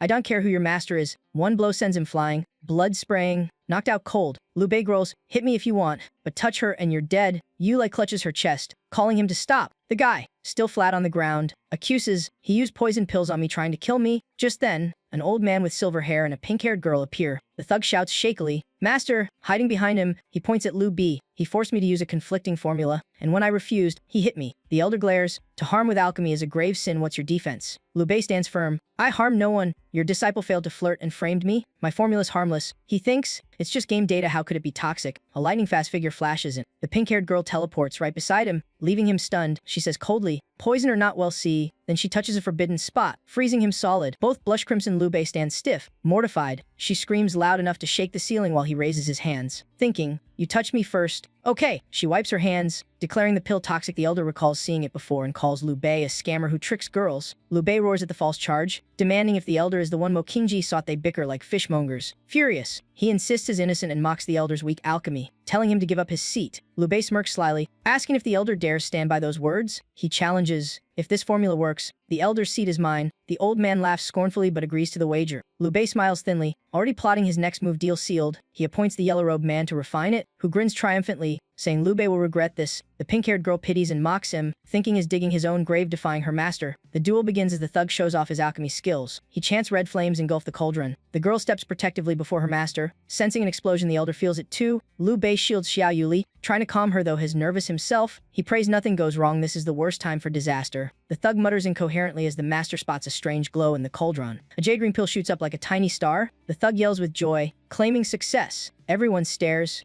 dumbfounded, as the elder praises it as a supremagrade spirit pill. The old man trembles, unable to believe Daquan made such a masterpiece. The pill gleams like pearl, pure beyond belief. The elder praises it non-toxic, minimal impurities, brimming with spirit energy. Lu Bei smirks, hands in pockets, asking if the old man dares honor the bet. Both master and disciple freeze. The silver-haired elder pales, and the pink-haired girl anxiously calls him. Suddenly the thug's sly voice cuts in, his scheming face showing. He covers the elder's mouth, whispering threats not to speak rashly. His mind churns, plotting how to secure his position. He fears losing his footing if his master loses rank. Crafty as ever, he plans to blame Lu Bei and twist the truth to reclaim the formula. He coughs, ready to flip the script with smooth lies. Lu Bei frowns, asking what's going on. The thug fabricates, saying success came from his cauldron, not Lu Bei's formula. He adds more excuses, claiming outsiders can't use the recipe, suggesting his master improve it. The elder stares in disbelief. The thug whispers temptations offers of working with the Heavenly Talisman Palace, raising everyone's suspicions. Lu Bei immediately catches on, realizing the man's about to betray and steal his formula. Pretending to agree, he probes while the thug grins, thinking he's fooled him. The pink-haired girl snaps, warning Lu Bei he just wants the secret recipe. Her words startle the thug, who turns around pretending to be clueless. He curses her viciously, revealing his scoundrel nature. Lu Bei now sees she's righteous. He raises his hand to slap her. Weapon glowing, she closes her eyes in fear. Lu Bei blocks it in a flash, gripping his wrist mid-swing. He and Xiao Yuli strike back together, their spiritual power flaring. One combined blow sends the thug flying. He rolls on the ground, groaning pitifully. Lu Bei is stunned by his strength. Xiao Yuli just smiles, having secretly boosted him. The elder and pink-haired girl gape, relieved is finally awakened. The silver-haired man, freed from the thug's dark spell, turns furious and denounces his traitorous disciple. He steps forward, apologizing to Lu Bei for poor teaching, but Lu Bei waves it off. Lu Bei even jokes, saying, "You trained a talented disciple, at least in lying." The pink-haired girl blushes, muttering that he's too smooth-tongued. The old man sighs, saying years of alchemy made him forget humanity, and he should now let go. Shocking the pink-haired girl, he clasps Lu Bei's hand like an old friend and grants him the elder's title, leaving him dumbstruck. Lu Bei honestly refuses, claiming he barely knows alchemy, only a few basic recipes. The elder ignores him, dragging him excitedly to the Heavenly Talisman Palace to discuss succession. While Lu Bei panics, the others stare wide-eyed, shouting protests and disbelief. Scene shifts to an ancient palace with mossy curved roofs. In the grand hall, the silver-haired elder proudly flaunts his new talent, Lu Bei. He recounts the story and solemnly declares Lu Bei the new elder of the alchemy division. The disciples below are dumbfounded. The pink-haired girl sighs she came too late. While Xiao Yuli feels both amazed and proud, the elder says Lu Bei is a guiding light who showed him true Tao, then retreats into seclusion to refine his heart and pills. The elder pats Lu Bei's shoulder, assigning the pink-haired girl Linksai to help him manage the alchemy hall, warning her OB. Linuxibos obediently in agreement. From afar, A tan, muscular man watches, eyes dark with jealousy. He grits his teeth, vowing not to forgive Liu Bei even if he fooled their master and junior sister. Next scene, disciples focus on alchemy, firelight reflecting on their serious faces. Liu Bei, bored, strolls out yawning. Xiao Yuli quietly follows. Blonde man calls out mock familiarly. Taoist Liu, wait up, narrowing his eyes. He mocks, so, new elder, how many days now and still no alchemy lessons? Linux intervenes, saying not to pressure a newcomer, but the blonde sneers, a job switcher as an elder. He taunts, asking if Liu Bei feels ashamed. Liu Bei feigns confusion. Huh, what'd you say? The blonde loses his temper, growling his name. Liu Bei calmly replies, I'm the elder. Remember, the blonde pretends respect. Bowing for guidance, Liu Bei praises him like a kid. Good boy. Skipping formalities, Liu Bei asks, so, you really want to learn? Hands in pockets, exuding confidence. He says, then I'll teach you right now. Xiao Yuli warns softly, don't do anything rash. He slings an arm over her shoulder, assuring her he has a plan, making her blush and stammer for him to back off. As they walk down the corridor, the blonde impatiently asks where the lesson will be. Liu Bei opens a crimson door, declaring grandly, I'll teach my ultimate secret art here, but behind it lies a simple kitchen. He proudly says,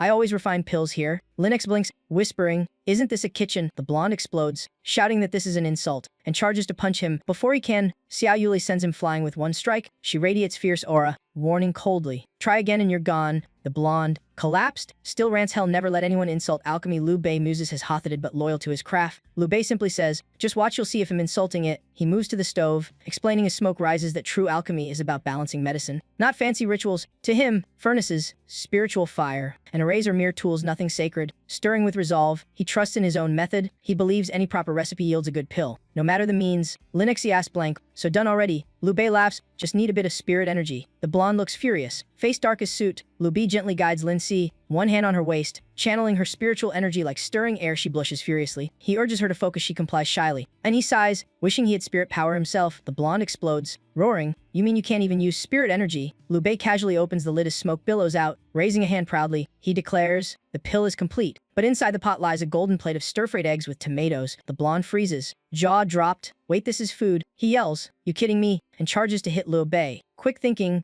Liu Bei stuffs a hot egg bite into his mouth to shut him up. The man chews, suddenly stunned. Something's happening. Spiritual energy surges through him. Veins cleansed, is actually undergoing marrow purification. Eyes closed, he chews like a gurmit, realizing each bite boosts his power more than any pill. Finally he gasps, this is a top-grade formula, then gags, but the taste disgusting. Liu Bei just laughs, as long as it works. Wiping his mouth, the blonde nods reluctantly. Liu Bei really pulled it off. A heartbeat later, he kneels, eyes shining, begging to be accepted as a disciple. Clinging to Liu Bei's leg like to a savior, he vows lifelong loyalty. Liu Bei panics, shouting, no thanks. The man glances at Linux, teasing, or should I change form to please master? Everyone pictures him in a dress, muscles bulging under silk. Nausea hits instantly. Faces go pale, their seconds from vomiting rainbows. Horrified and angry, Liu Bei kicks him away, yelling, don't you dare be my disciple. Suddenly a female voice calls, Liu Bei, finally found you, making him spin around. It's Becky, familiar and feisty, shouting, stop calling me short lowly. Liu Bei calmly asks what she wants. Becky turns serious, saying she's found a new clue about the hidden cloth woman. The scene shifts, the group leaves immediately. As they head into a gloomy place, Liu Bei wrinkles his nose, complaining about the stench. Becky coolly says, you'll see soon enough. She pushes open a door, reminding them to move quietly since she can't fight right now. They step into a room filled with flickering ancient machinery. On the bed lies an unmoving woman. Metal tubes pierce her chest, channeling energy as if repairing her body. Liu Bei instantly recognizes her, the legendary hidden cloth woman. Suddenly she opens her eyes and rasps two faint words, Dong Huang Bell. Liu Bei nearly dies of fright, face pale as cha. Then a gray-haired, one-footed man limps in, warning not to waste the spirit energy of the spirit crane mechanism. Becky explains she found the woman's body in ruins and asked him to restore it since only she knows the truth. Half conscious, the corpse girl glares at Liu Bei, demanding, the aura of the Dong Huang Bell is fading, did you hide it? He scratches his head, stammering he knows nothing and she's got the wrong guy. Still joking, he asks what the Dong Huang Bell even as she snaps, Yin Dan Yu, don't mess with me. Even bedridden, Yin Dan Yu fumes, calling Liu Bei a shameless clown. Xiao Yuli and Becky cower behind him while he pretends heroic calm. Thinking it's not bad having two beauties cling to him, Yin Dan Yu falls silent, sorrowful. You're right, I'm no longer who I was, she adds softly. You carry the scent of the Dong Huang Bell, the mark of one who's touched or seen that divine relic in the whole city. Only you bear it, she pleads earnestly, promising anything if Liu Bei gives her the Dong Huang Bell. But he insists he knows nothing. Curious, Liu Bei asks what it does. She explains it's an ancient divine relic that absorbs heaven and earth's energy, recreates life, even alters reality itself. He repeats in his mind, create from nothing, pondering the enormity of that power.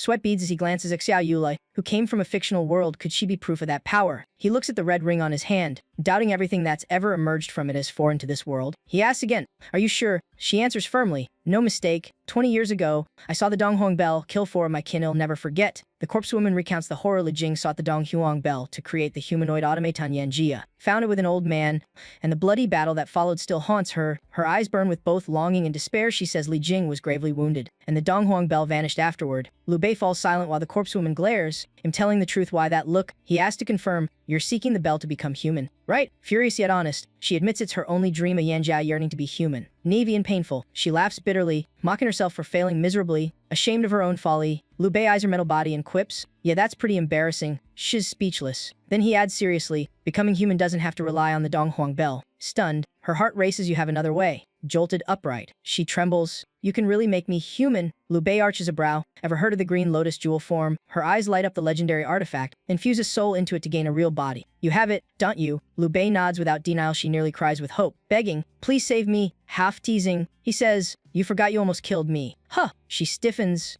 guilt-ridden, at a loss for words. She slowly realizes Liu Bei isn't cruel. He's giving her a chance. He says gently, "Unless you can offer something truly special." She asks blankly, "Special how?" Gritting her teeth, she offers, "I can become your servant, plant the life and death seal in my core. My fate will be yours. I'll never betray you." Liu Bei looks at her differently now, with pity and respect. Fearing rejection, she adds, "I once had nascent soul cultivation, now only golden core, but still useful. Besides, serving you keeps my soul intact." Liu Bei chuckles, "Sounds like a fair deal." Still clutching a talisman just in case, at last he draws forth the green lotus jewel form, declaring, "Deal struck." Green light bursts forth, transforming her mechanical body. She blushes, closing her eyes as the emerald glow melts metal into living flesh. Her voice soft and alluring, she whispers, "Master," making Liu Bei flinch, face red, muttering, "That sounds wrong." As the light fades, a fully reborn Yin Dan Yu stands before them, rosy, human, alive, and Liu Bei says, "Let's go. This is your true body now." She begins the soul transfer ritual. Green light bursting from her senses, spiritual energy gathers, reshaping a new body, chanting and swallowing talismans. Her form glows from head to toe. Flesh reconstructs, corpse turned human as she bows, calling softly, "Master." Xiao Yulai blushes,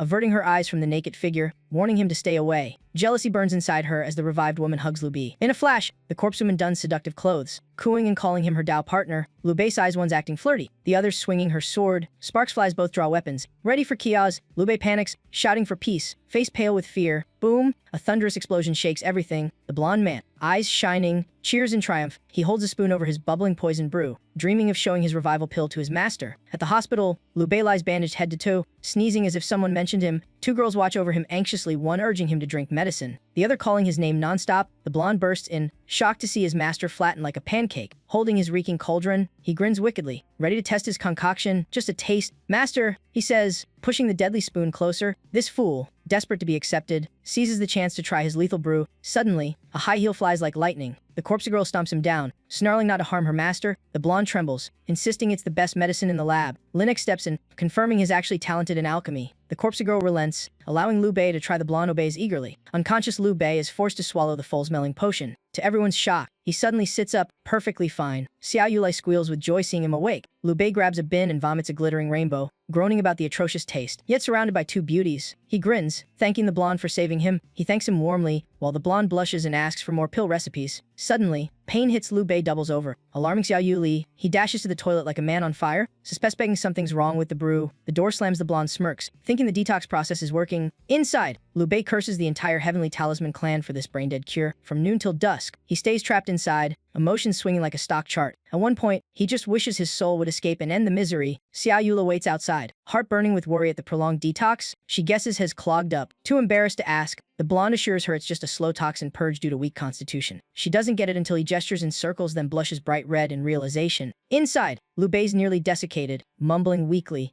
Exhausted beyond reason, his brain short-circuits, grinding his teeth. He snarls at the blonde to shut up. Rage flares, he yells, "Don't you dare say I overtrained my hands." Outside, Xiao Yulai beams, announcing Liu Bei has achieved 3 flowers convergence. He stumbles out pitifully, hands raised for help, looking like a reborn zombie. The air reeks of biological fallout. The blonde plugs his nose as Liu Bei panics at his ballooned belly. Xiao Yulai calmly explains it's just qi condensation and body refinement in progress. She's gentle with everyone except the corpse girl, whom she scolds like a master disciplining a disciple. Lifting the limp Liu Bei, she wonders how his cultivation rose so fast he weakly groans, has about to explode. Lin Yi jumps in teasingly, saying he screams like a maiden, making him blush harder. Liu Bei's Kairup's clothes shred, muscles swell like a cultivator Hulk. The blonde gapes, amazed by such a rare prodigy. Decades of training, has never seen this. Liu Bei turns into a flushed middle-aged uncle from overheating. Xiao Yulai urges him to balance yin and yang. He follows, Kuai surging like a fountain. A spurt of blood bursts out, proof is pushed past his limit. Xiao Yuli panics, shouting his name. The blonde checks his pulse, diagnosing newly healed internal injuries and fragile body. Liu Bei faints. The blonde warns without Kai support, hell explode like fireworks. Linyi flails in panic, hands waving wildly. The blonde solemnly suggests only dual cultivation with a strong expert can save him.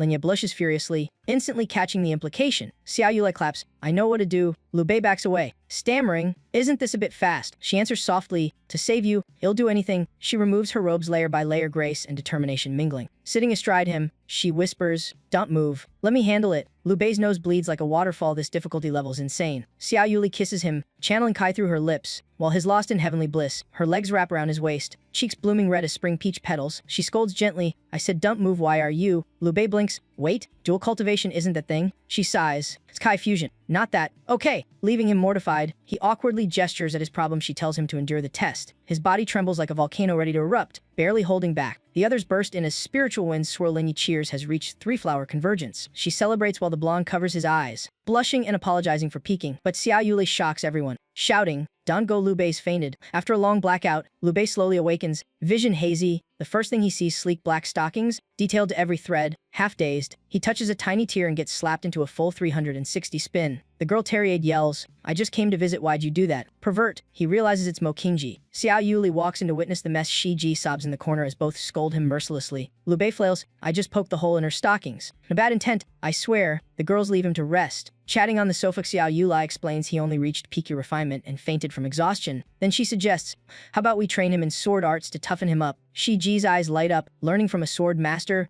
Imin, both glance at the bedridden Liu Bei with plotting smiles. He can only weep internally at his fate. Soon after, the group heads to Qingjin Mountain, lush and heavy with spirit energy. At the crowded gate, Xiao Yulai beams, declaring, this place is perfect for cultivation. She charged in like a bull. Shi Ji and Lac Bei panicked, yelling, you need a ticket. After buying tickets properly, the trio climbed the mountain, Lac Bei gasping like reaching the immortal peak. On top, Xiao Yulai began, today, he'll teach you the ancestral sword art Sai Yunjian. She lectured excitedly, mind bursting with martial wisdom, stressing speed and sharpness. Sai Yun means a sword that clears clouds to reveal truth, symbol of heroic spirit. She drew her sword solemnly, quoting the founder, one strike splits heaven and earth. Shi Jia repeated with zeal, nearly turning into a sword saint, while the two blazed with energy. Lac Bei behind looked wilted like boiled spinach. Xiao Yuli handed out two shiny swords, saying, take them. He'll show the first move. She shouted ready, one side thrilled, the other droopy as a dying banana leaf. Her eyes gleamed, voice firm. Sai Yunjin has 19 forms, but only one true killer move. She raised her sword skyward, majestic like a sword goddess. Shi Jia stared in awe, eyes sparkling with admiration. Xiao Yuli swung, shouting whoosh whoosh whoosh, like a sound effect pro. Woola woo woo woo, a strange sound that baffled the others. She calmly explained, that's the whoosh whoosh part, confusing them even more. Lac Bei burst out laughing, trembling as he makakoed whoosh whoosh whoosh. Xiao Yuli frowned, what's so funny? Forget it, you'll never get it. Lac Bei patted Shi Jia's shoulder, pretending to be a wise mentor. Standing behind her, he said smoothly, let me guide you, lower your stance. Xiao Yuli frowned, suspicious. You sure? He tilted his head confidently. Trust me. Lac Bei held Shi Jia's hand, leading her through graceful moves. While teaching, he explained Sai Yunjian had only one real strike, the rest were fluff. He added some flashy extras for artistic flair. His hand brushed her waist as he kept lecturing. Lower, that's the right form. The training looked like a romantic wuxia dance scene. Dark thoughts bloomed in Lac Bei's mind, his hands growing bolder. When Shi Jia's tights ripped, she screamed, pervert, my last pair. Lac Bei, scolded to dust, protested, I was teaching seriously. As she ran to tell Xiao Yula, his phone rang, perfect timing to save his hide. Lac Bei answered seriously, hello, I'm on my way, then told them, urgent business. I'm off, leaving Shi Jia fuming. The caller urged, it's a classmate's wedding. Hurry, puzzling others at his sudden zeal. Scene switched to a fancy lakeside restaurant bustling with guests. Lac Bei laughed among old friends. A purple-haired guy teased, you got buff? Huh. Brown-haired one replied coolly, heaven's secrets can't be told. Purple hair changed topic. Whining Lac Bei was too busy to hang out. He coughed to dodge and shifted talk to Zhu Shu's wedding. Inside, Lac Bei sighed he couldn't just tell them he was cultivating immortality. Brown hair added, Zhu Shu's the first of us to marry, has been with a licensed college. The two guys paled and covered Lac Bei's mouth. Shu. The The bride isn't a lie. Leaving him dumbfounded, a slim man in white arrived, smiling apologetically for being late. Brown hair teased. What's wrong? Already depressed before marriage. Lack Bae sniffed and caught a strange odor. The man in white, face pale, sighed.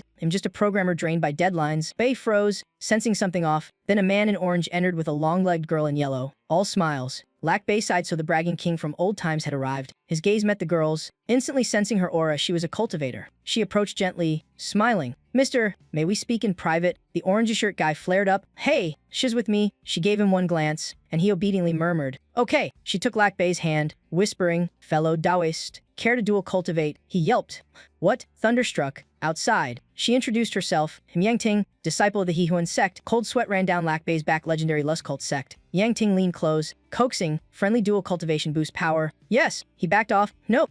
I already have a partner and not that kind. The orange shirt guy burst out, mocking. Still using my leftovers. Huh. Brown hair jumped in. Watch your mouth. You're the real homewrecker. Though not handsome, Lack Bae kept calm, while brown hair stood guard like a true bro. The show-off kept bragging shamelessly about seducing others' lovers, reeking of money and arrogance. Brown hair nearly punched him, but Lack Bae stopped him, coolly saying, I never loved Zhong Yuan. She's none of my concern. Still calm, he added, you're the intruder, I owe you nothing. Miss Yang has no ties to me, either stay away. The braggart snorted and spat venom. He wrapped an arm around the long-legged girl, flaunting his flings till she snapped. Shut up. What nonsense are you spewing? Lack Bae simply said, I already have a girlfriend. The guy burst out laughing. Don't tell me it's one of those anim chicks you liked in college. He sneered. White hair, golden eyes, wearing tights. Right? Lack Bae calmly. Exactly. The guy laughed so hard he almost fell until he noticed the crowd had gone silent. Xia Yuli appeared stunning in a slit dress, declaring, as telling the truth, I'm Lack Bae's girlfriend. She leaned in, whispering, sorry I'm late, making Lack Bae blush, thinking, deadly gorgeous. Brown hair whistled in admiration, praising his lucky friend, while Lack Bae introduced, this is Kishen. He leaned in, how did you find me? Xia Yuli smiled, flashing a tracker card.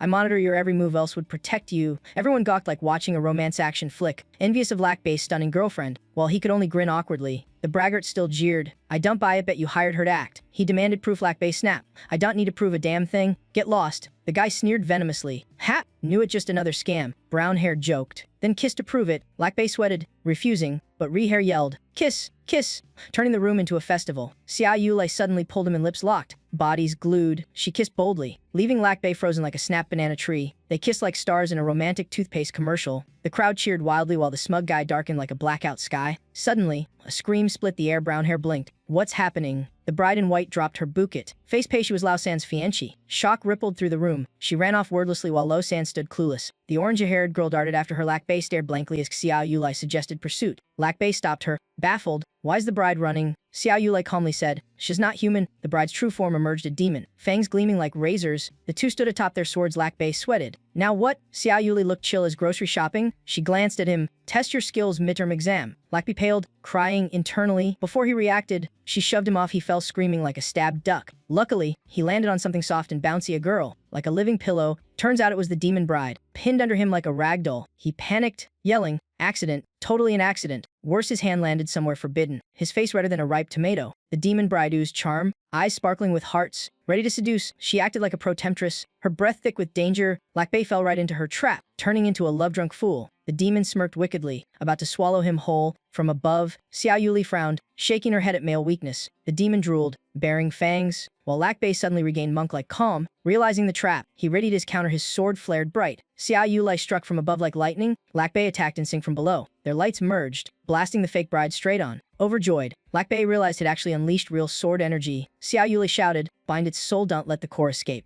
The bride lay flat like dried fish. Lack Bae scratched his head. What's a core? A demon soul burst from her body. Lack Bae pointed, yelling like spotting a UFO. The soul darted off, wind swirling. Lack Bae paled. Oh no, we're screwed. He gritted his teeth, watching the demonic aura fade. Helpless as an upside-down turtle, a glowing orb appeared in his hand, looked suspiciously like a knockoff Pokeball. He hurled it, shouting, Ling Ling orb, deploy. The orb shone, vacuuming the demon soul like a divine vacuum cleaner. Lack Bae puffed his chest. See, my move's epic, right? Xia Yuli waved. Stop bragging, catch it before time runs out. Lack Bae instantly launched his next move. Golden ropes wrapped the demon tight, like binding a lobster before boiling. He stared curiously. Huh, looks like a fox but not really a fox. Xia Yuli landed softly like a feather, saying, that's a Guan Hu. She explained clearly. Omyoji are cultivators too, and Guan Hu are little fox spirits kept as pets by higher demons. She grabbed the struggling Guan Hu, saying it once possessed pretty girls to drain men's yang energy. Hearing that, Lac Bei turned pale. Sensing a disaster bigger than a Category 12 storm, he ran to the bride, face bloodless. Oh no, she was possessed, I accidentally killed her. Then he froze, blank-faced like his brain had been rebooted. Xiao Yuli smiled calmly. Relax, her soul's only separated, it'll return soon, and she'll forget everything. Lac Bei sighed, pitying his friend's love that wilted before blooming. A chill hit him. Wait, someone must be behind this. He grabbed the Guan Hu, shouting, Speak, who sent you? The demon trembled, then spat a thin veil of black mist. It collapsed dead. Lac Bei gasped. Heavens, silence for real. Xiao Yuli glanced once, voice cold. Not suicide. Suspicion flickered in Lac Bei's eyes. The mastermind was scarier than imagined. Holding the dead Guan Hu, he wondered who was pulling the strings, and was he the real target?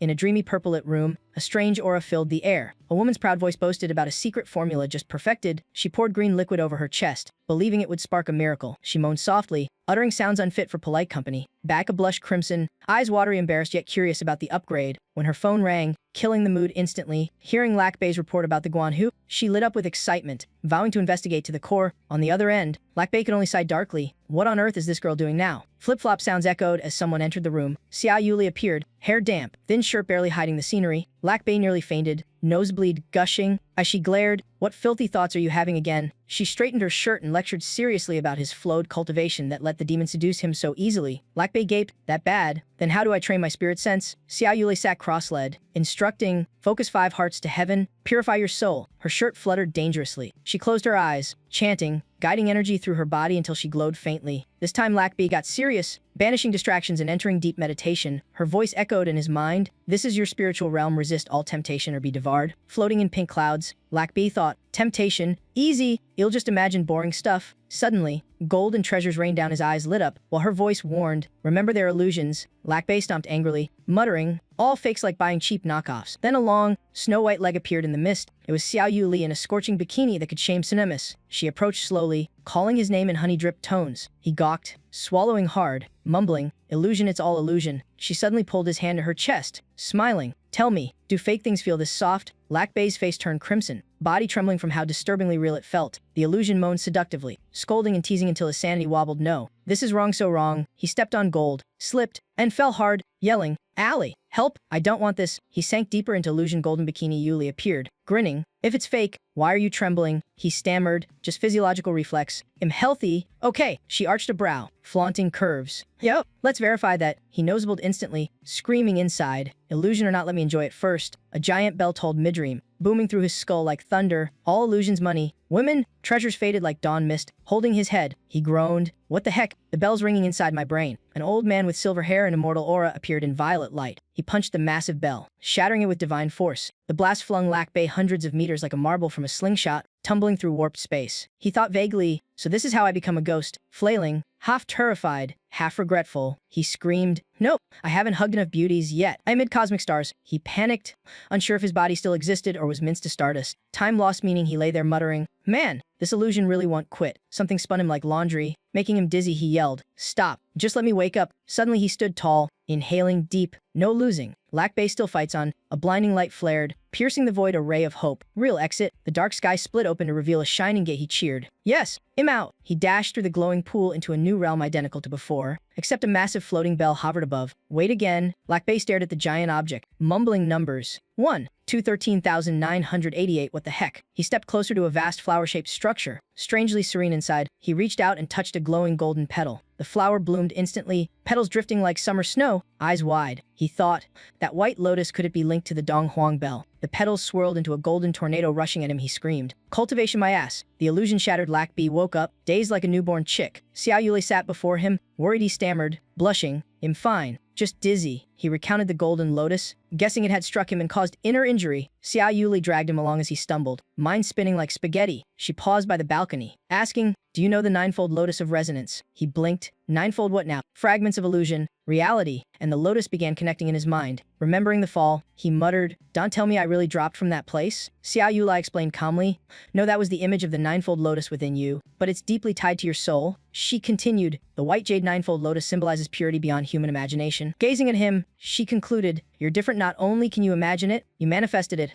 Your fortune is so strong even heaven respects it. He scratched his head. So I'm actually pure. He looked at the red ring on his hand, mumbling like a monk. So this is what luck looks like. Lac Bei sat cross-legged, inhaling deeply, entering meditation with natural flow. Golden light radiated as his body purified. A golden lotus bloomed in his heart like rebirth. Xiao Yuli watched, smiling faintly. Didn't expect him to advance this far, almost a breakthrough. Lac Bei focused all his strength, spiritual energy swirling like a storm. Suddenly the door burst open, footsteps clacking, and a familiar shout. Lac Bei! Shijia rushed in holding a box, brand new tights on her legs, panting. Hey, great news! Xiao Yuli snapped. Don't come near, you'll disrupt his cultivation. Too late. Shijia touched his shoulder. Boom. Immortal energy exploded, reversing his flow. Lac Bei exhaled. Pure ki hit Shijia's face, and she instinctively inhaled several times. Her eyes glazed over, body floating as if flying through pink clouds. Drunk on sweetness. A second later she screamed, I just inhaled your ki. Oh no! Why did I do that? Xiao Yuli face-palmed, sighing. Knew it can't save these people. They both sat. Lac Bei asked. So, what did you come for? She replied, that Guan Hu case you asked me to investigate. He recalled Beika the Chaos Queen muttering, don't tell me it's her again. Shijia blushed, twisting her fingers. The Shenshio Guild posted a 10,000 bounty to solve the Yandrain cases. I just wanted experience, not the money. Okay. Lac Bei nearly choked. Wow, you just confessed your greed out loud. He quickly changed topic. So, any leads? She said. Only that similar cases popped up lately. They drain just a little, leaving victims weak temporarily. Her tone dropped. The Shenshio Guild only acts when it threatens the cultivation world. Small cases, they ignore. Lac Bei realized, so that's why Beika put up her own bounty. They discussed further, realizing the Shenshio Guild was no holy order, more like a messy marketplace. Shiji added, inside, they're full of rival cliques, always bickering, everyone doing their own thing. Lac Bei sighed, then we're on our own. Got any other clues? She hesitated. Just that someone's controlling the Guan Hu, but no idea who. He snapped. Seriously, I already knew that. She bowed, mumbling. That's why I came to you and Senior Xiao for help. Xiao Yuli interjected. If we catch another Guan Hu still linked to its master, we can trace it back. Lac Bei nodded. Exactly. Soul tracking through spiritual signal. Perfect teamwork. Scratching his head, he asked. Yeah, but where do we find another Guan Hu now? Xiao Yuli tapped her cheek, remembering. At your friend's wedding a female cultivator appeared, right? Lac Bei's eyes lit up. Yes, we can ask her. He instantly dialed Yang Ting, the same temptress who once tried to dual cultivate with him. The moment she picked up, her voice purred. Handsome, finally agreed to cultivate with me. The two women beside Lac Bei erupted like jealous volcanoes, their killing intent thick enough to choke him. He stammered. Nope, serious business only. On the other end, Yang Ting lazily painted her toenails, replying, honestly, I didn't find anything odd about the groom. Stretching on her bed, she teased half seriously, fine, tell me what do you want this time? Then she dropped a bombshell. Someone said that bride looked exactly like my dad's lover. Maybe these Guan Hu demons share a disguise spell. Lac Bei's eyes gleamed. Really? Who's the woman? Then froze. Wait, that name sounds familiar. The reply struck like lightning. Your first love. His heart plummeted straight to his stomach. In an elegant low-shaped building, a gentle voice spoke. Didn't expect you to contact me first. It was Chuxu, once part of Lac Bei's harem lineup, now more dazzling than ever. Her voice melted like candy. I thought you still hated me. Lac Bei, how could anyone hate me? He fumbled. No, nothing like that. I just need to ask something. She blushed softly. Actually, I only ever liked you. While Lac Bei's mind word, her father's lover looked just like the demon bride. Creepy coincidence. Silence thickened the air, awkward enough to make birds forget how to chirp. Chuxu took his hand, sighing. So I misunderstood, thought you liked me too? Lac Bei gently offered her a tissue. Nope, that's not what I meant. She teared up, twisting his hands. I'm sorry, I only dated Huan Zihao out of anger. Can you forgive me? Bei froze, brain flashing out of service. Outside, Shi Jia squeezed her wine glass till it cracked, whispering furiously, what's he doing with her? She grit her teeth, jealousy blazing. Does he even deserve us after this? Another girl huffed, pulling off her shades, muttering, guess I'm jealous on Senior Xiao's behalf too. Unable to bear it, Shijia stormed in, yelling, let go. You think you can touch him that easily? Lac Bei stared blankly, surrounded by chaos and question marks. The clinging girl made him visibly uncomfortable. He had no idea why she'd shown up here. Chushu stayed calm, gently apologizing before asking if Shijia was his girlfriend, leaving her tongue-tied. Chuxu looked slightly sad. Shed thought Lac Bei's lover was the woman from the wedding. Shijia glared, convinced this green tea act was fake innocence meant to steal her man. She stammered a denial while Lac Bei noticed Chuxu now seemed sharper, more assertive than before. Shijia grabbed Lac Bei's hand and declared proudly, I'm his official girlfriend. She reminded them she'd risked her life helping Xiao Yulai slay beasts, all for her senior's cause. Chuxu sneered. Funny, that last girl was much prettier than you. Lac Bei stood helplessly between them as the air crackled, catfight imminent. Shijia coldly dropped a bomb. She's the first wife, I'm the second. Lac Bei choked, coughing in panic. Chuxu's smile vanished. Thunder replacing honey. She called him a blind fool bewitched by fox spirits, even accusing him of lusting after his father's lover. Lac Bei pretends to be cocky but just wants to learn about the mysterious woman, making Juxu wonder what he knows. She angrily says her father's health declined ever since living with that woman. She insists the woman is poisoning her father for his fortune. Lac Bai is stunned, his mind racing. He asks if she has any proof of poisoning. Zuxu explains her once healthy father is now weak, cold-handed, aching. Swollen. Lac Bai suspects kidney issues. She coughs lightly, convinced her theory is right since it's lasted too long. Lac Bai's face darkens, realizing things are more serious than he thought. Her eyes turn sad. She swears her father's been harmed but no longer trusts his children. Lac Bai pats her shoulder, promising to investigate like a righteous hero. Zuxu beams with joy and gratitude, while Xia coughs to remind her to keep her distance. She cheers up again, giggling with shy sweetness. Zuxu shows a photo of the suspicious woman plainly dressed, not mistress-like, and tells him to call if he finds anything. She leaves. Lac Bai stares at the photo, puzzled by how decent the mistress looks. Elsewhere, Xia Yuli is gaming hard, posing like a model. Game over flashes. She pouts, annoyed by another loss. A glowing aura appears at the door. She tenses but politely invites the unknown visitor in. An old Taoist steps from golden mist, bowing an apology for disturbing her. Xia Yuli observes his deep, stable aura. Definitely a master who knows her title. He doesn't enter. She guesses Hez from the Celestial Master Hall, and she's right. She warmly invites him to sit, pouring tea and asking his purpose. The Taoist smiles, saying he just wanted to meet the famed cultivator, though he's apparently late. She immediately realizes it's about Lac Bai and clarifies she means no challenge to the Celestial Hall. The old Taoist releases spiritual power, sternly saying he only seeks assurance that his sect's legacy stays safe. Xiao Yuli counters with energy. Ready to fight, he presses. If Xi Wen sword sect poses danger, she coldly replies. And if it does, their powers clash. Lightning bursts, the room quakes, smoke fills the air. He defends himself, admitting her might, while she calmly notes she held back. After testing strength, he offers an invitation for her and Lac Bai to join an upcoming Dao exchange at the Celestial Hall. He leaves the letter and departs. Xiao Yuli coolly bids farewell, but warns him harm anything she cares for, and hell regret it. Xiao Yuli raises her sword skyward, vowing to wipe out all his disciples. The Taoist turns back, nodding,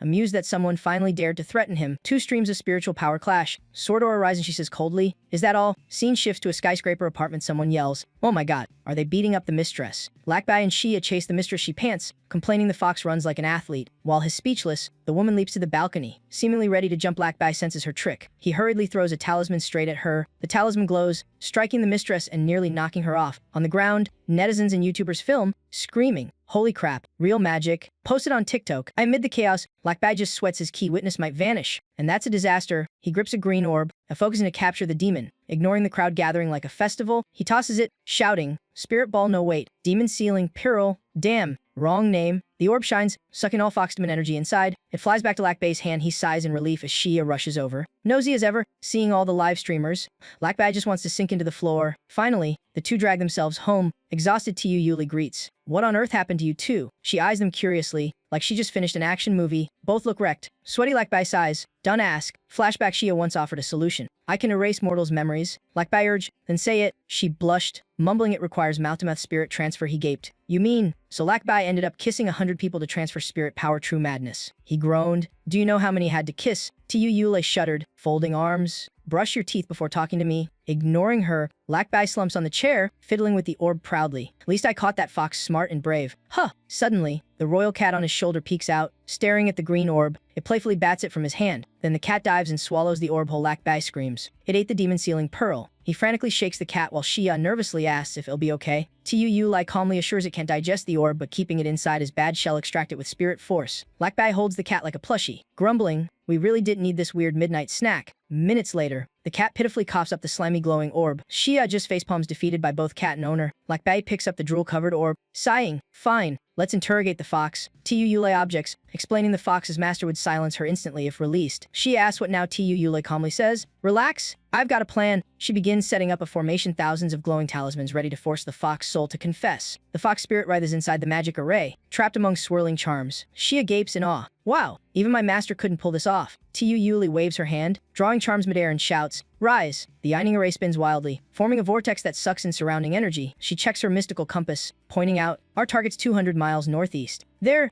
a shadowy figure filled with killing intent emerges through the mist. His body wrapped in red-black demonic aura, he growls like hell's echo. Another one lost, half human, half demon, has soaked in evil Kai, needing only a bit more yang energy to break through. In fury, he smashes everything, roaring about being cast out by his sect. His hatred boiling, he smirks wickedly, vowing to devour anyone foolish enough to approach. Disaster looms. Scene shifts to distant mountains. Lac Bai and Xia arrive at a hidden small town. He marvels. People live even out here. As they wander, Lac Bai suddenly asks if Xia brought any papers. She snaps. "What's that supposed to mean?" He blinks innocently, saying he just wanted to find an inn, not offend her. She edges away suspiciously, then spots a familiar face and smiles. "Dao friend, is that you?" Lac Bai surprised Yang Jing. You too. She's equally shocked. I was about to ask you the same. Yang Jing notices Xia from the Celestial Master Hall. Showing respect, Xia greets politely, making things a bit formal. Out of curiosity, Yang Jing asks about Lac Bai and Xia's relationship. He flatly says, just traveling together. The together startles Yang Jing. She secretly wonders if this guy's juggling both a powerhouse girlfriend and a celestial disciple. Lac Bai casually invites her along, blushing. Yang Jing insists she's just an ordinary mortal. The tense air breaks as a twin-braided girl, Lulu, pops up teasing Sister Jing, flirting again, then cheerfully greets the two cultivators. She innocently asks if they came to complete the same commission, making Lac Bai frown. How does she know? The four decide to chat over food at a small eatery. Lulu starts saying she wants to ally and offers intel Shiz gathered as goodwill. She explains that since the mission began, cultivators scoured the town yet found nothing. Only she uncovered one key clue. She solemnly claims her special ability lets her read Fox Spirit's memories, and all they've met came from one place. Seeing blank faces, she huffs. What? No one's impressed. Lac Bai whips out his phone, pointing at a map. Within 20 miles there's just one village, this one. Lulu nods fast. Yes, that's it. Soon, a red car speeds down the highway, trees blurring past. The man in white driving grumbles. Your route's too far, gas cost me a fortune.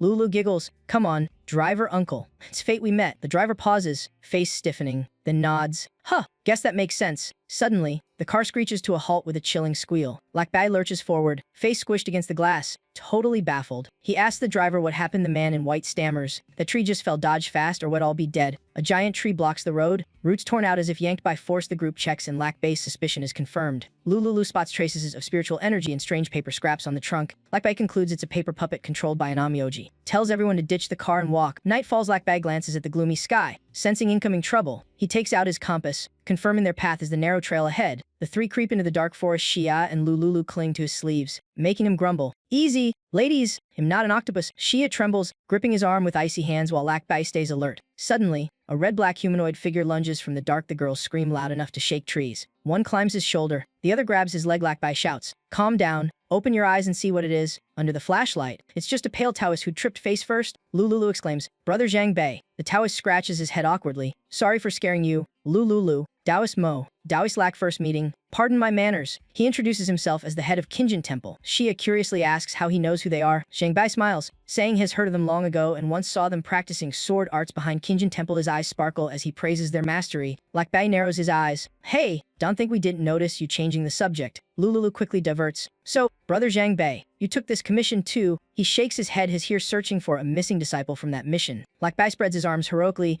Then what are we waiting for? Let's team up. Touched? Zhang Bai smiles. Thank you. Taoist Lac, you're truly reliable. The four venture deeper. Xia lights the way, muttering how eerie it feels so close to the village. Zhang Bai suddenly points ahead. Red glows like demonic eyes flicker in the dark. Xia shivers. They're staring at us. Zhang Bai calmly reassures. Relax. Probably just red lanterns. Lac grins, intuition sparking. Lanterns? Huh. Then could it be? He cheers, spotting the village at last. Those red lights are lanterns strung along a winding riverside. They enter the village, glowing crimson with lanterns. Lulu frowns. No phone signal. Weird. Lac Bai grows uneasy. The silence is too complete. Not even crickets. The stillness chills him. Lulu stammers, while Zhang Bai volunteers bravely. It's fine. He'll go ahead. After a few steps, the ground collapses. He plummets into a pit. Climbing out, he laughs awkwardly. Huh. Who puts a hole in the middle of the road? Lulu teases, you stomped too hard. Earth couldn't handle your aura. She giggles. Better fill it back in later, or the villagers will find you. Zhang Bai blushes, mumbling, Yeah, I know. Turning around, Zhang Bai turns pale. The pit vanished like it never existed. Lac Bai's tone hardens. No joke, something's wrong with this village. The red lanterns suddenly float up, flames flickering midair, all four ready for battle. Zhang Bai shouts into the darkness, stop pretending. Show yourself. Lac Bai squints. No wind, yet the flames move. Lulu screams, look, our shadows are moving. Their shadows stretch, split,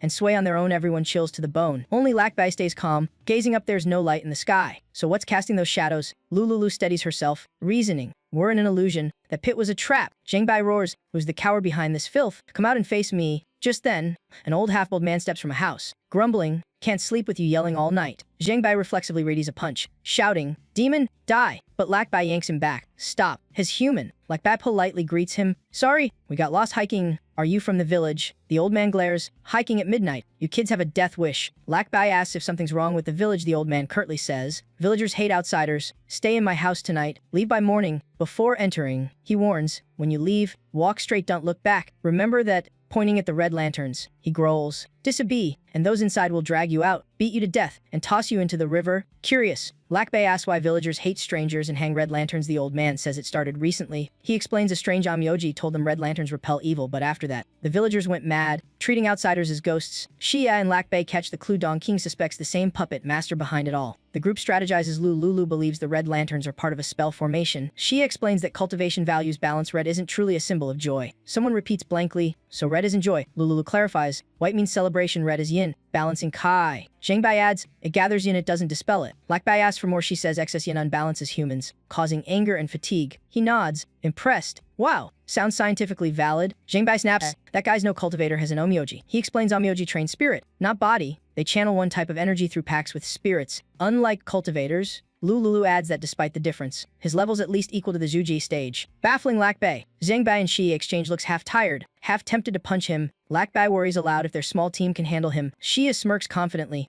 If it gets bad, we still have Tiu Qian's backup.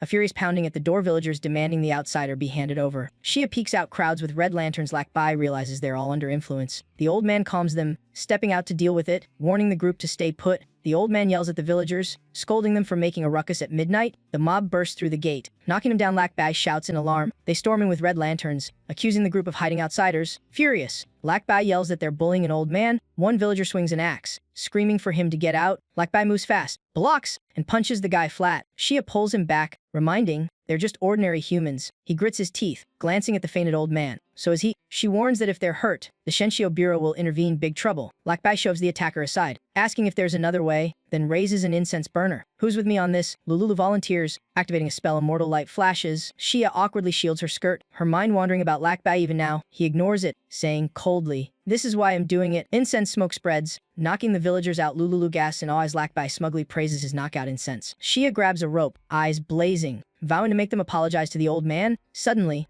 a hand grabs her leg from below. The villagers jolt awake, faces twisted, surrounding Xia. Lac Bai yanks her free at the last moment. The crazed mob attacks wildly. He curses under his breath. Xia realizes they're mind-controlled, feeling no pain, only madness. Lac Bai grits his teeth, readying another move. Lulu warns they can't keep fighting or the villagers will die. Zhang Bai fights while shouting, kill mortals and the Shenxiu Bureau will hunt us. Find another way. Xia panics, calling to Lac Bai. He lifts a talisman. Best plan, run. He flings a handful of charms into the air. The charms slap straight onto the pursuers' faces. Xia winces at the expensive waste, lamenting the cost. Lac Bai drags her along, yelling, forget the money, just run. And they bolt off, under the quiet full moon. A girl rides her sword lazily through the sky. It's Tia Yuli, sulking after dying in her game again. She tries her phone, no signal, so she focuses on checking Lac Bai's situation. Though wanting him to grow through hardship, she worries and opens a space portal to observe. Down in the village, thick fog rolls in, trapping the four completely. Lac Bai senses danger. They're locked inside a formation. They sprint for their lives, hiding in an abandoned house. Lac Bai wipes sweat, sighing that it's safe for now since the enemy hasn't pinpointed them. Xia frets over the old man, but Lulu reassures she gave him a healing pill. Zhang Bai says hell be fine since the villagers only hate outsiders, but now they're stuck and in danger. He suspects Lulu might decipher the Gong village array. She explains breaking it requires finding the life gate, but doing so exposes their location and triggers backlash. Zhang Bai scoffs, claiming the trapper must be injured and hiding nothing to fear. Xia still worries, wishing they could mask their Kai to stay unseen. Lac Bai proudly shows his stealth jade talisman. Zhang Bai sighs, saying it's still risky. Breaking the array will cause chaos. Lulu groans about lacking break array charms. They're pricey and need 10 minimum. Lac Bai, poor but bold, declares, if 10 aren't enough, he'll use 9. She screams in shock,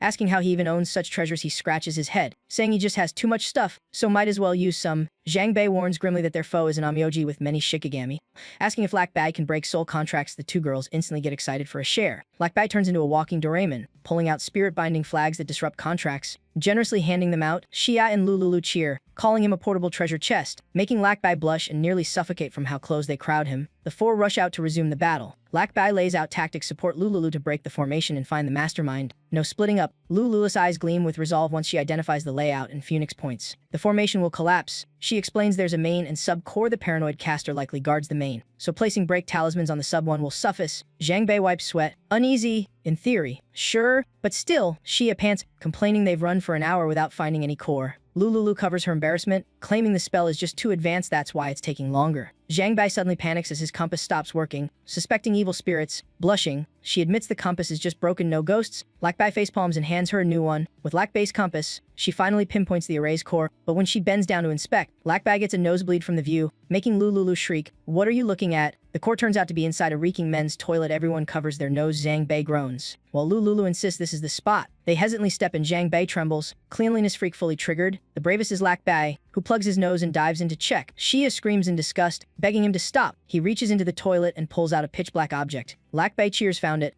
Everyone sighs in relief. He gags, muttering the array maker probably didn't want to touch it either. Xia giggles, teasing. Could said so earlier, I thought you wanted to do that. She then drifts off thinking Shell never hold his hand again, then blushes madly when he asks why, blurting, nothing. Just check that thing already. Lakbai unwraps a black pouch, revealing a cube jade seal carved with strange runes. Lululu reads the inscription, guessing it's a 9-word mantra core controlling the villagers the main array eye. Lakbai suspects breaking it will free the villagers. Lululu nods. Ready to test, she places the seal down, surrounding it with talismans, and begins the ritual, chanting and pressing charms to the jade. She shouts the activation order for a counterspell. Spiritual energy surges, paper talismans forming glowing humanoid figures circling around. The light figures merge into a golden halo encasing the jade's seal midair. Lululu focuses intensely, channeling her full strength to maintain the reverse barrier. But the backlash explodes, hurling her violently backward. Lakbei catches her, worried she coughs, apologizing her spirit energy is nearly drained. Just a bit more needed. He forces a spirit-gathering pill into her mouth, saying forget the ritual. Saving her comes first. The scene looks like feeding a toddler. Medicine spills everywhere. Lululu realizes it's a top-tier elixir, radiating pure, overwhelming power. Labo calmly said it was nothing special, snapping her back to focus as she thanked him and resumed building the barrier. Once restored, she flared with energy like an explosion, lighting up the bathroom and stunning Labo. Elsewhere, a half-Taoist, half-minster was performing dark sorcery amid swirling black mist. He opened a spatial rift to observe, realizing Labo's group had vanished from his control. He ordered his spirit minions to hunt and destroy them. Meanwhile, Changbei and Shijia walked alone on an eerie empty road. Shijia whispered if he felt watched, but Changbei laughed it off his paranoia. Before he finished, he screamed at something red-black crawling across the roof. The creature lunged like a ghost, clinging to Shijia's back and trying to bite her neck as she shrieked. Lulu and Labo rushed to help, quickly seeing it was just a human under control. Labo asked what to do, and Lulu smirked confidently. Leave it to me. With one slick move, Lulu yanked the tiny demon out and grinned like a jackpot winner. She puffed her chest proudly while Labo gawked in disbelief. He blurted out,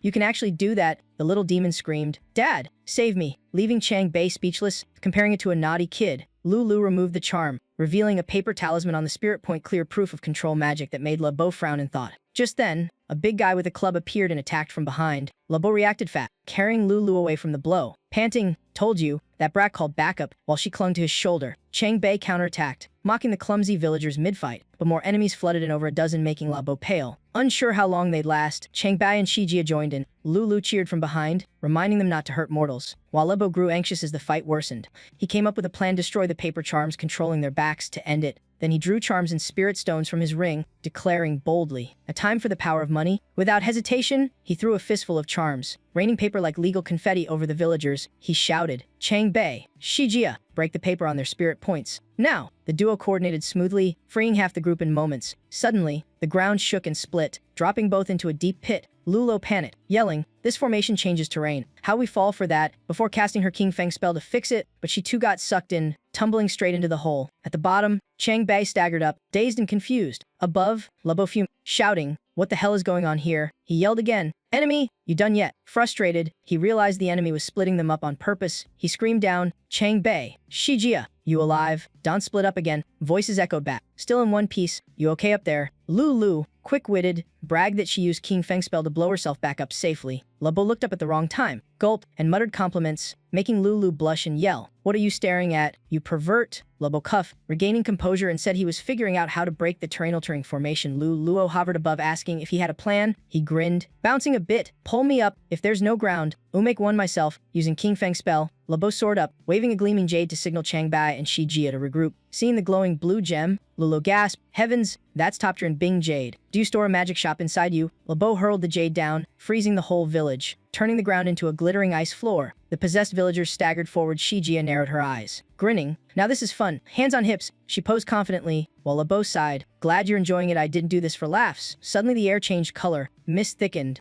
and Changbei noticed the rising heat. Shijia panicked. "It's getting hotter," he shouted as the mist ate through his clothes. "My robe's melting." Lulu and Shijia's outfits also tore, Shijia blushing, yelling, "Labo, don't look," but had already seen it all. Mentally sighing at the rare scenic view, Lulu raised charms, chanting to summon a cleansing wind that spun into a vortex shielding the group. As energies clashed, Labo frowned. "Why's the mist this strong?" Lulu caught a dark wisp, replying, "Because it's alive, a fog demon." He guessed the fog demon was the culprit spirit form. Luo agreed, explaining the mist was bait that became a creature when the formation shifted. They realized they were now inside the fog demon's body, where every movement was sensed. She added that it trapped prey in mist, secreted acid, and drained life, so they had to escape fast. Labo fretted since the formation both attacked and defended. Asking what to do, Lulu handed charms to the two, instructing them to channel spiritual power for stronger defense. Chang Bai and Shi Jia complied. Then she demanded more. Han Bingjie. Labo nervously asked, "How much do you need?" making her roll her eyes. Muttering, "Typical rich cultivator," Lulu gathered her Kai, lighting up both charms and artifacts, flooding the space with power for a counterstrike. She launched the icy jade into the air, merging it with spirit energy in a dazzling display before XM could react. The Himbing Jade gracefully trapped the shadowy demons like a net. In a flash, all monsters froze solid. Lulu raised her charm, declaring that was the fog demon's true body. She unleashed the charm to shatter the ice, making the demon vanish. Lulu shouted urgently, "Everyone, time to run," but the thick fog engulfed them, blocking all escape. A massive structure rose, and a man atop it smirked. "Yep, right on schedule." His taunting tone revealed he was the mastermind behind the Spirit Fox incident. He lifted the small fox, sneering, "You mean this thing?" Chang Bai roared, charging, "Demon, prepare to die." The man slyly swallowed a pill. His aura surging, power erupted in an instant, forcing Chang Bai onto the defensive. Spiritual light around him flared like a supernova. The shockwave alone flung Chang Bai far back. He struggled to his feet, sword in hand, cursing his foes, sneered that he was a weakling using fake golden light. Chang Bai shot back. He was just a filthy sorcerer. The man blazed brighter, his strength soaring like a true demon king unleashed. The enemy had nearly reached the late Foundation establishment stage. On the verge of breaking through, everyone below was crushed by the overwhelming pressure. Lulu cried out in panic, "It's over." His breaking through were doomed. Chang Bai, furious, summoned his Ki, shouting he'd slay the undraining fiend in heaven's name. After his breakthrough, the man sneered arrogantly, "Come at me if you dare." He rose into the air, demonic energy cocooning Chang Bai like smoky tendrils. Lulu screamed and threw a charm to save him. The charm exploded with fierce fire against the demonic sphere, but the sphere absorbed the blast completely, unmoved. The villain scoffed, "Child's play." Labo observed sharply, spotting the weak point. Seeing the man's gaze drift toward Lulu, he dashed in to distract him. The demonic aura turned into a blazing ring, knocking Lulu off balance. Labo tossed a strange relic from his ring, summoning a massive green creature that left everyone stunned. He handed each person a swift charm, planning their escape. Without hesitation, he pulled the group to flee, leaving the green beast behind. The four collapsed inside an old house. Exhausted, Labo panted that only the charms kept them alive. Lulu remarked, "You picked this house because it's safest, right?" He denied it. "Nope, my Kai only carried us this far." Peeking outside,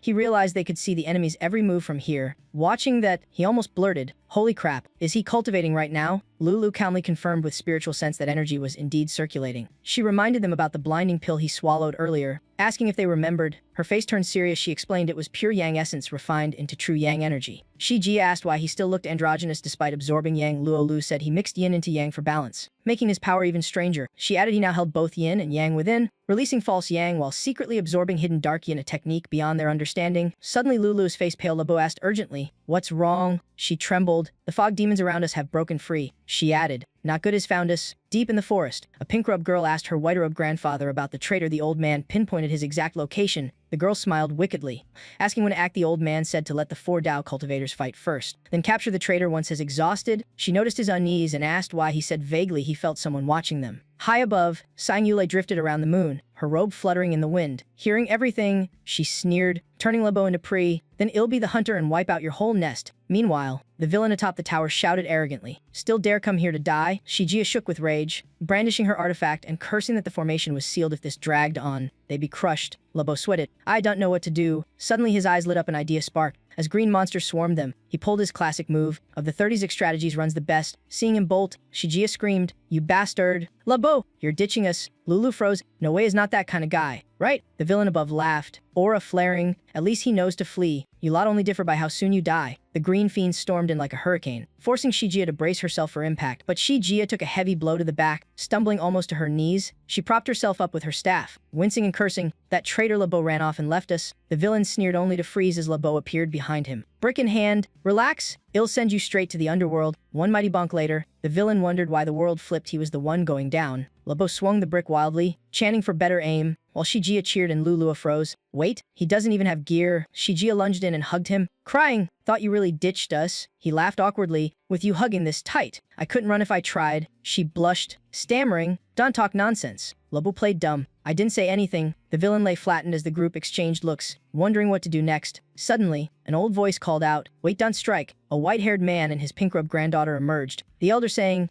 "That man you caught is our sex traitor. Hand him over." LeBeau instantly knew they'd come to steal credit, while the pink girl snapped, "He'd be dead anyway without you." The old man feigned politeness. "Please understand, is important to us." LeBeau smirked. "Sure, but where's the offering?" The elder lost patience, releasing golden core level pressure that stunned everyone. He ordered, "Take the prisoner. I'll handle them." Chang Bei cursed. "Great, just our luck a living nightmare." Forced to kneel, LeBeau growled, "Trying to rob me? Dream on, I won't let that slide." Suddenly, lightning tore from the sky, striking the old man directly as the four gawked. The pink girl screamed in terror. Shijia assumed LeBeau did it and praised, "Nice one. That hit hard." He panicked. "I just said something mean out loud. That's all." From above, Toon Gaitli descended majestically. "I've been watching you from the start." She glared and demanded, "Who are you people and what's your goal?" LeBeau was too shocked to speak. The old man lay battered and coughing. His granddaughter rushed to hold him, begging her to stop. Trembling, the girl confessed, "We're from Ngayakite Society." The elder snarled, "Silence, fool." She knelt, pleading, "Our leader sent us to investigate the traitor. Please spare my grandfather." The wounded elder rasped, "Kill me and the leader will avenge us." LeBeau sneered, "Yup, sounds juicy. Tell me more, maybe I'll protect you as framed witnesses." The pink girl, speechless, finally nodded. "You already know everything, don't you?" LeBeau stared coldly. "Know it exactly." She shut her eyes, gritting her teeth. Nagaya Quiet Society is an underground faction directly linked to Shen Xiao Society. LeBeau froze, blurting,